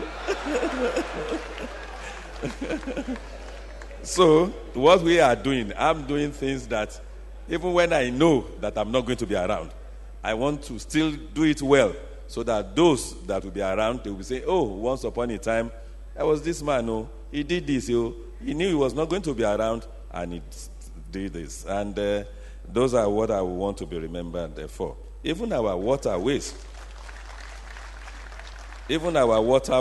we are trying to look at what is possible. We are straightening the Ogun River, and we are starting that with the metros that we are doing. There's a huge lot of opportunities that are bound.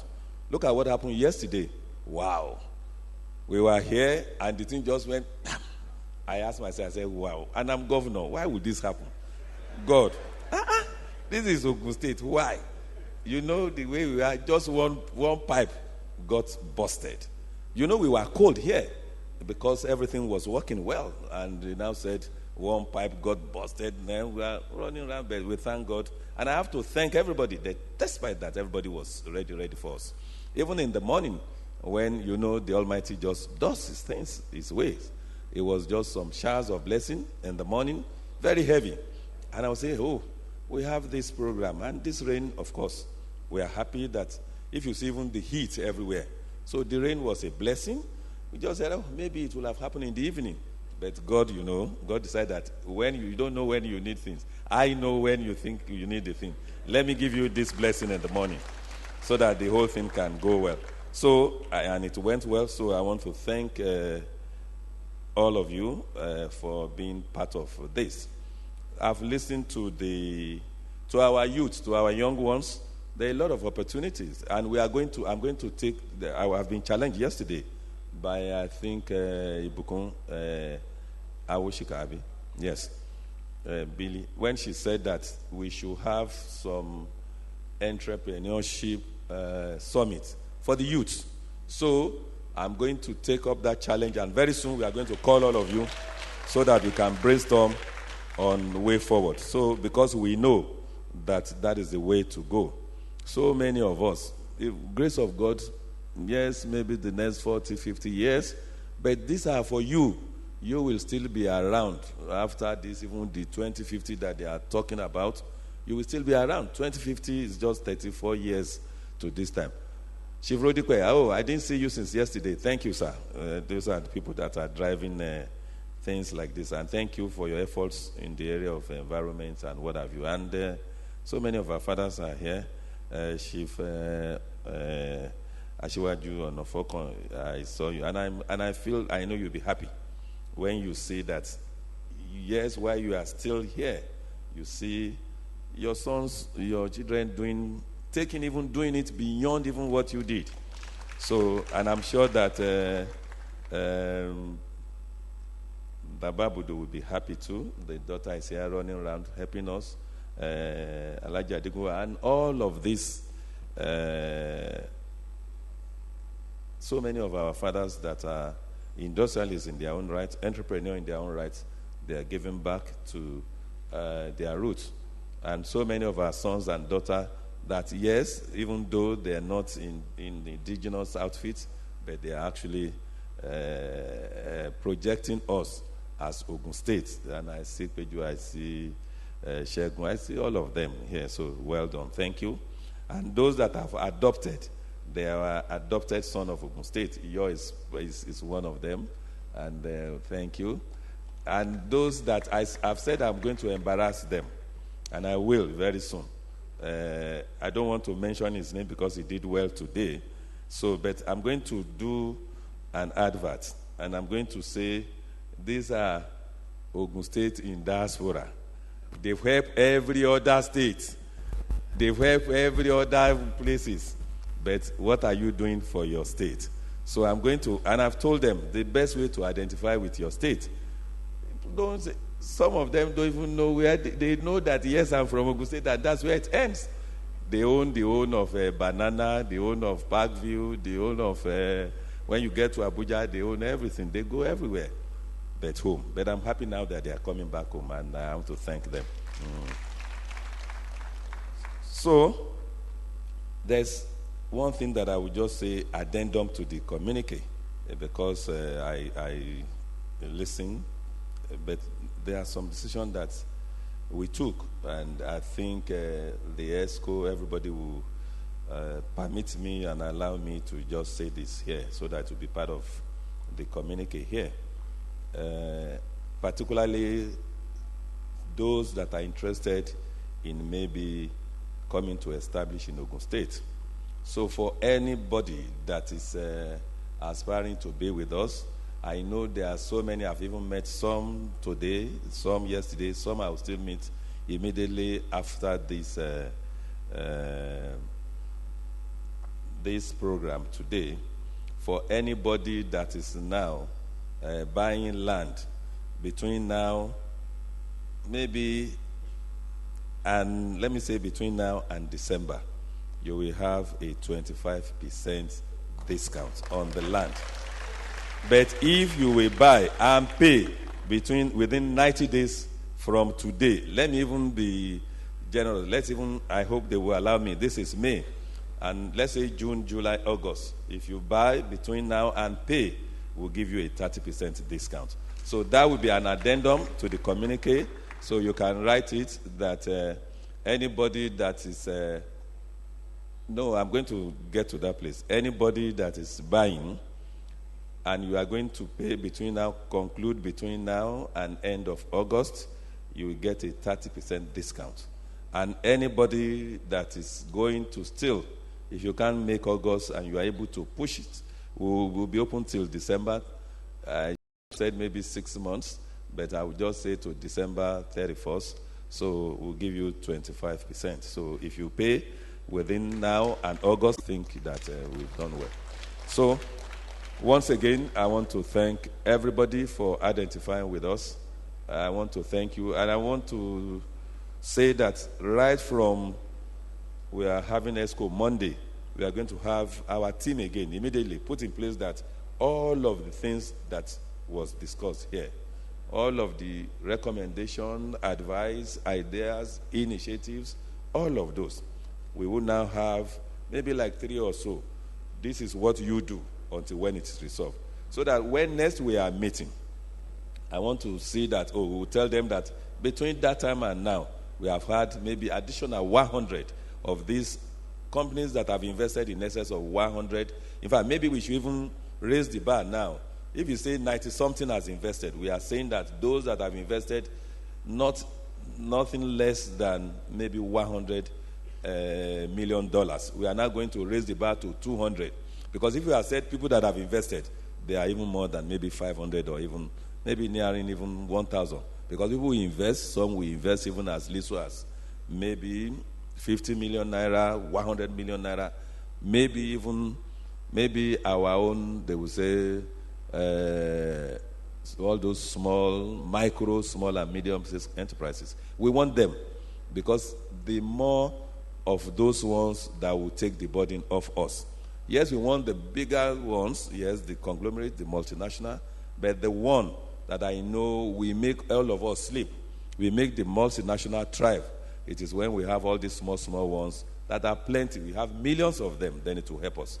And so on that note, I want to thank you, and I want to reassure you that yes, we are open for business. We will continue to be open for business, and we'll be more I think, investors friendlier than even what people say we are now. So once again, thank you for being part of this 2016 Investors Forum. I'm using this medium to invite you to the 2018, the fourth in the series Investors Forum. By the grace of God, we all gathered here to do this. I think the committee should come so that we'll quickly take the chairman of the committee, the commissioner for budget, who sleepless nights, of course. Then I want our partners. So do they call partners the Z Mirage, the Moving Media, the BOA? Where is BOA? Where is Yomi? So those are the people that did the hard job. Every day and night we were running around together. Where are you? By the grace of God, we should.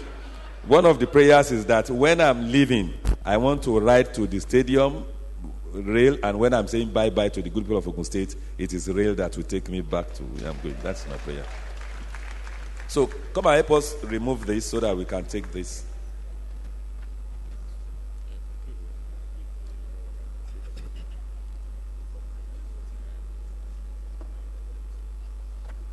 Distinguished ladies and gentlemen, can we please appreciate them? They have worked tirelessly to have this investment forum.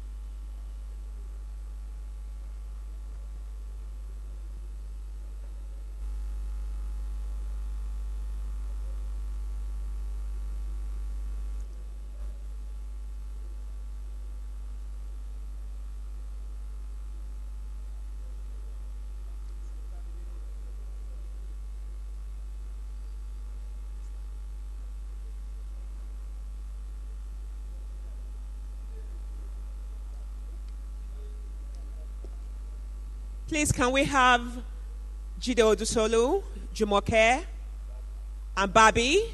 Can we please have you join the photo session?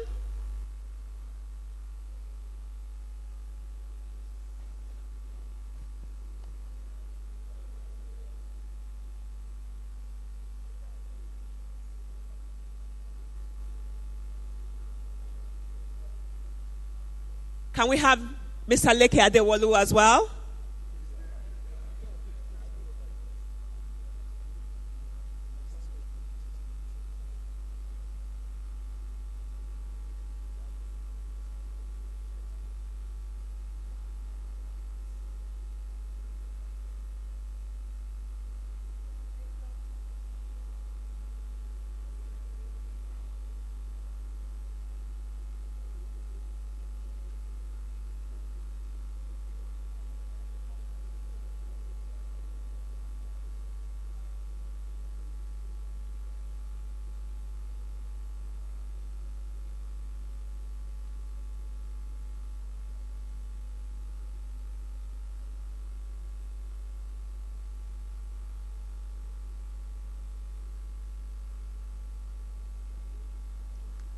Distinguished ladies and gentlemen, can we once again appreciate this wonderful gentlemen and ladies?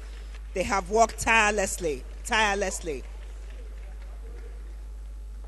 for these 2 days to come into being.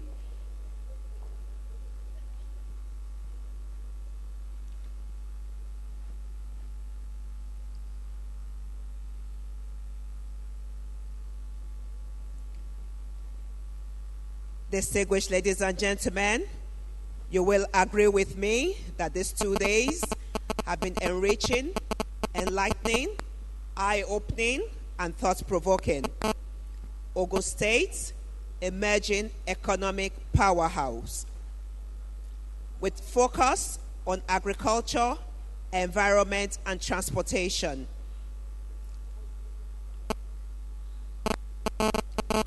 And now, distinguished ladies and gentlemen, I now invite to give the vote of thanks Her Excellency Chief Mrs. Yetunde Ononuga, the Deputy Governor of Ogun State.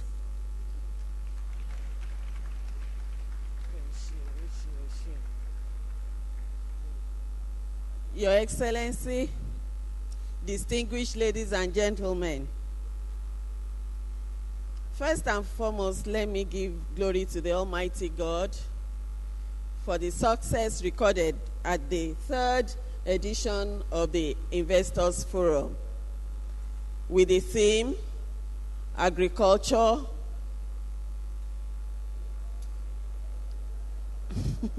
Agriculture, Environment, and Transportation,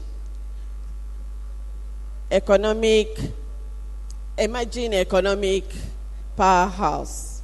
You will all agree with me that this year's forum had been quite educative, fruitful, and worthwhile. Let me, on behalf of the government of Ogun State, ably led by His Excellency Senator Ibikunle Amosun, CONFCA, express our appreciation first to our guests of honor, Professor Yemi Oshibajo, GCON, and facilitating exchange of ideas that will lead Ogun State to the desired economic promised land. To all our distinguished senators, honorable members of the House of Representatives, the Ogun State House of Assembly, ably led by the Speaker, Right Honorable Suraj Adekunbi, want to say a very big thank you for coming. I cannot but mention all our numerous panelists, moderators, and anchor persons who have given the target audience an in-depth knowledge of why we are here. We do hope that you will respond to our clarion calls in the near future. Particular mention must also be made of all our sponsors and partners whose support and patronage contributed immensely to the success of this forum. While looking forward to future cooperation and collaboration, kindly accept the gratitude of the government of Ogun State. To all our existing investors and captains of industry, thank you for believing in us and contributing to Ogun State as an investment destination of choice. And to our distinguished participants, we thank you for coming. I just want you to be rest assured that Ogun State will definitely attain its peak. And it is our hope that when next we gather for the 4th edition of the Investors Forum, we will all be celebrating our success stories. To members, to the traditional rulers who were here in their large number yesterday, led by the Alake and paramount ruler of Egbaland, Oba Dr. Adedotun Gbadebo. We want to thank you. We thank all other traditional rulers that are here, all our leaders from all the senatorial districts that are represented here. To the members of the organizing committee, and all those who have one way or the other contributed immensely to the success of this program, I want to say a big thank you. To the compare, media men, both the print and the electronic, I cannot but thank you for you partnering with Ogun State and indeed showcasing us as the largest industrial hub in Africa. Finally, as you go back to your respective destinations, it is our prayer that the Almighty God will grant you journey mercies. And remember, Ogun State is open for business. Thank you, and God bless.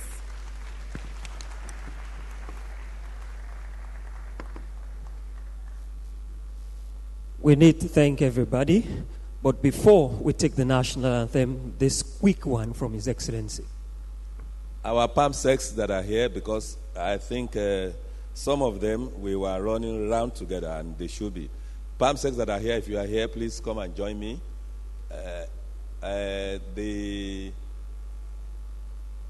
Please come and join me. Where is palm sec housing? Where is works, culture? Those ones have direct. They were in the line of fire when we were running around. So, where is works? Where is housing? Where is culture? Okay, culture is here. We fought the day before yesterday. I came here around maybe 12:01. Nobody was here. And everybody went home. And I have to scream and...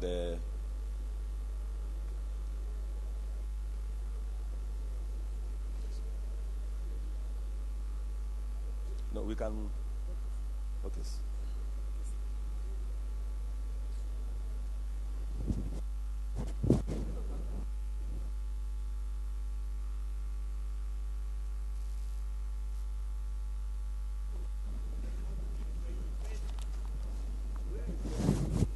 Where is housing? Where is works? You see the way God works. The people, those ones, they didn't sleep at all. 2 a.m., 3, 4 a.m., they are still working. That's what has happened to, I will call some people now. Because they are still doing in the line of their duty, they are still running around. Even when we want to call them to appreciate them, they weren't around. Because I remember that works, housing, wow. They were even all of these places now, they did it. But I'm sure that they are being remembered and they are here. Housing is here. Oh yeah, well done. In fact, well done. Where is works? Environment. Where is environment? Big shame.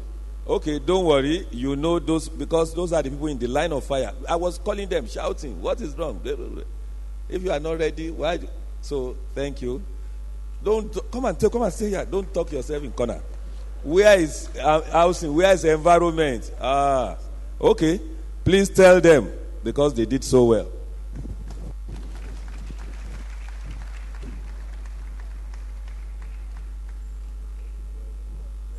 So well done, everybody. Well done.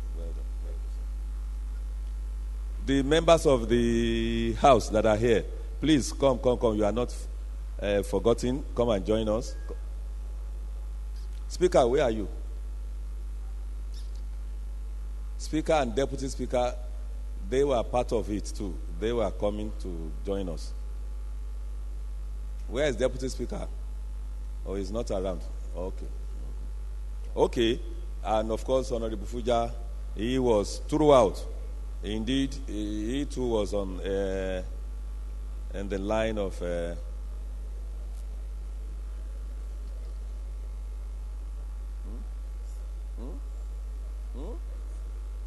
I will come to call let's go last.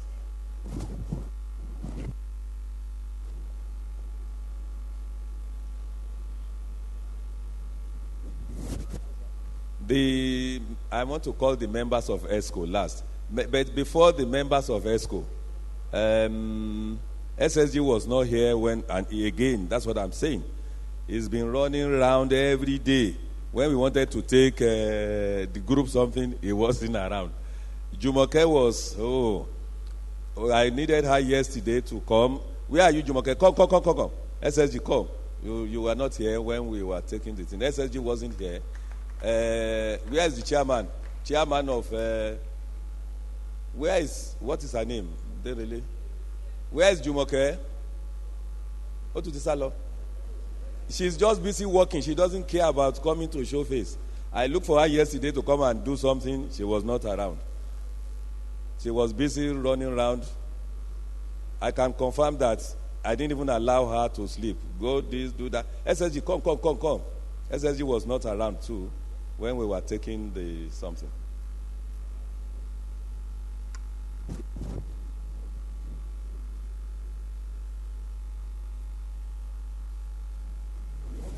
So all the ESCO, come and join us. Don't go. ESCO, everybody come and join now. All the ESCO members, so that with the last, so that we can go.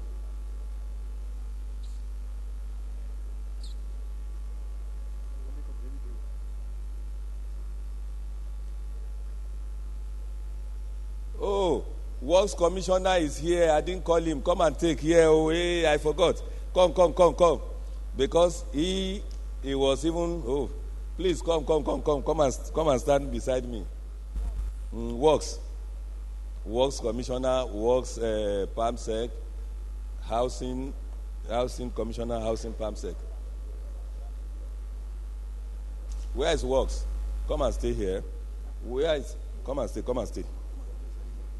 Those are the people that they didn't sleep. I didn't allow them to. You can climb.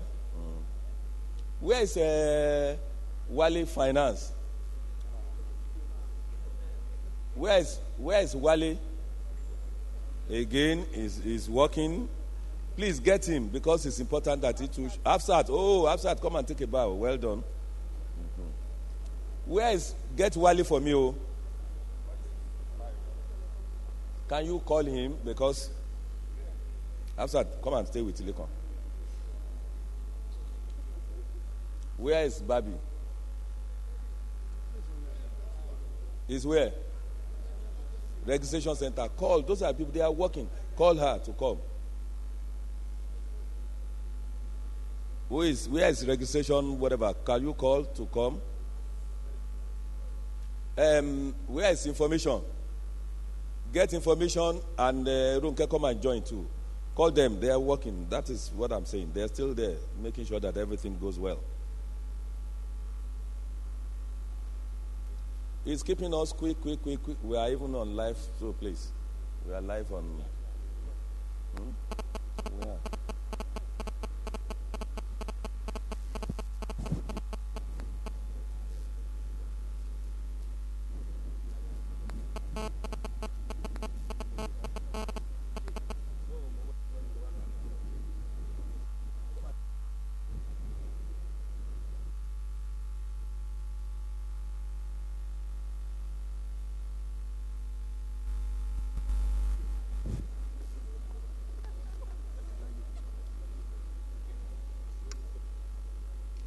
Has anybody been able to link up with Wale?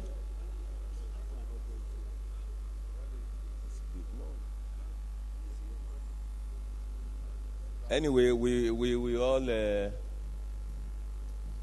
appreciate him even in absentia. Wale working flat out is not here. Still working. Is he not here? Where's Ismail? Anyway, we will take. Of course, it is on record that we appreciate their efforts. I think we can go ahead and take now.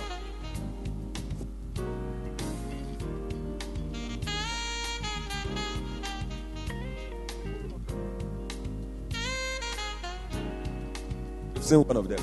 Oh, yeah.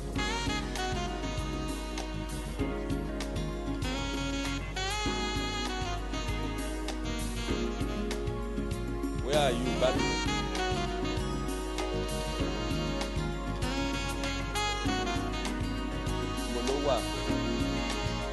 and talk to us.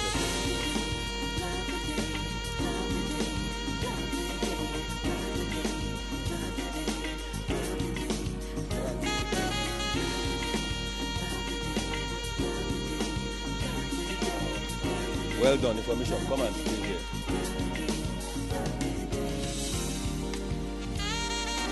Move for him, move for him. No, don't come out.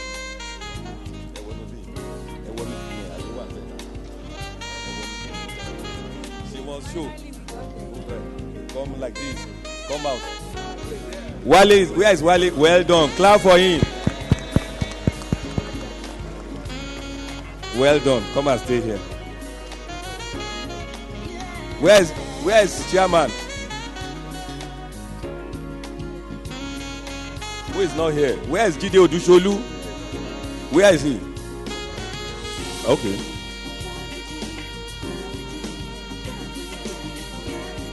You know what? If he's not taking us, just do like this. No, I don't want you to talk anybody. Come out. He's housing. We've been shouting information. Information must show very well.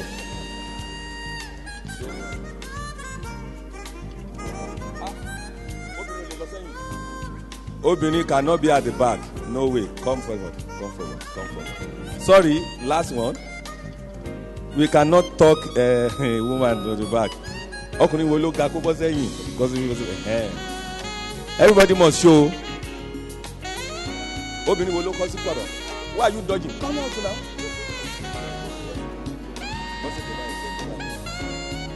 Jide, you will not show. Jide, you will not show. Come. You are not tall. Come. Come now, Jide. How are you dodging at the back? Look at him. He's dodging. It's not me.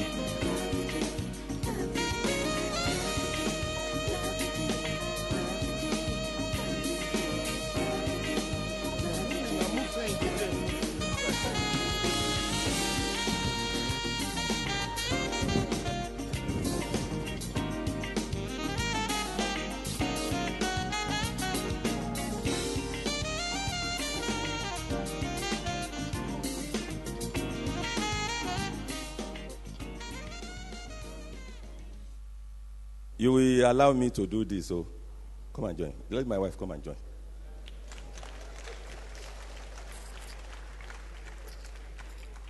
Class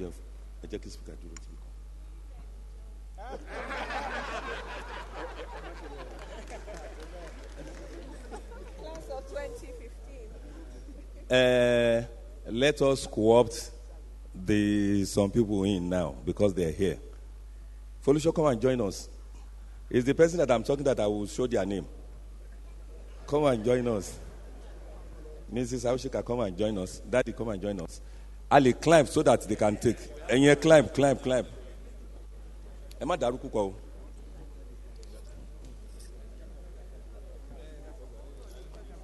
Please come and join now. The two of you. My boy.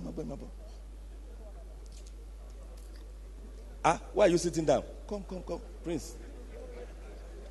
All the... Sorry, I know you are Emma Binu. I want to call Wawa Juni Momu. Where's Mrs. M? I saw her dodging.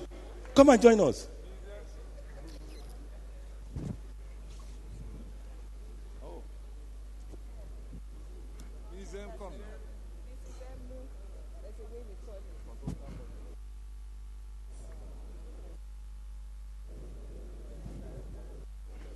Where is Williams and Co?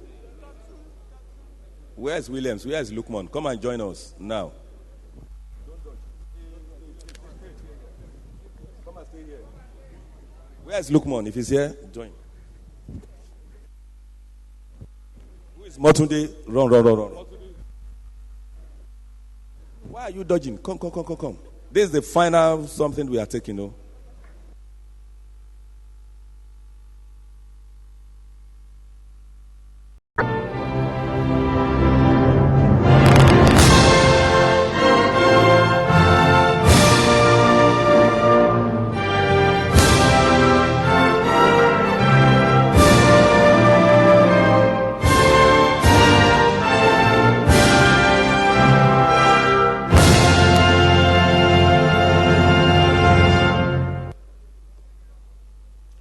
God bless Ogun State. God bless Nigeria.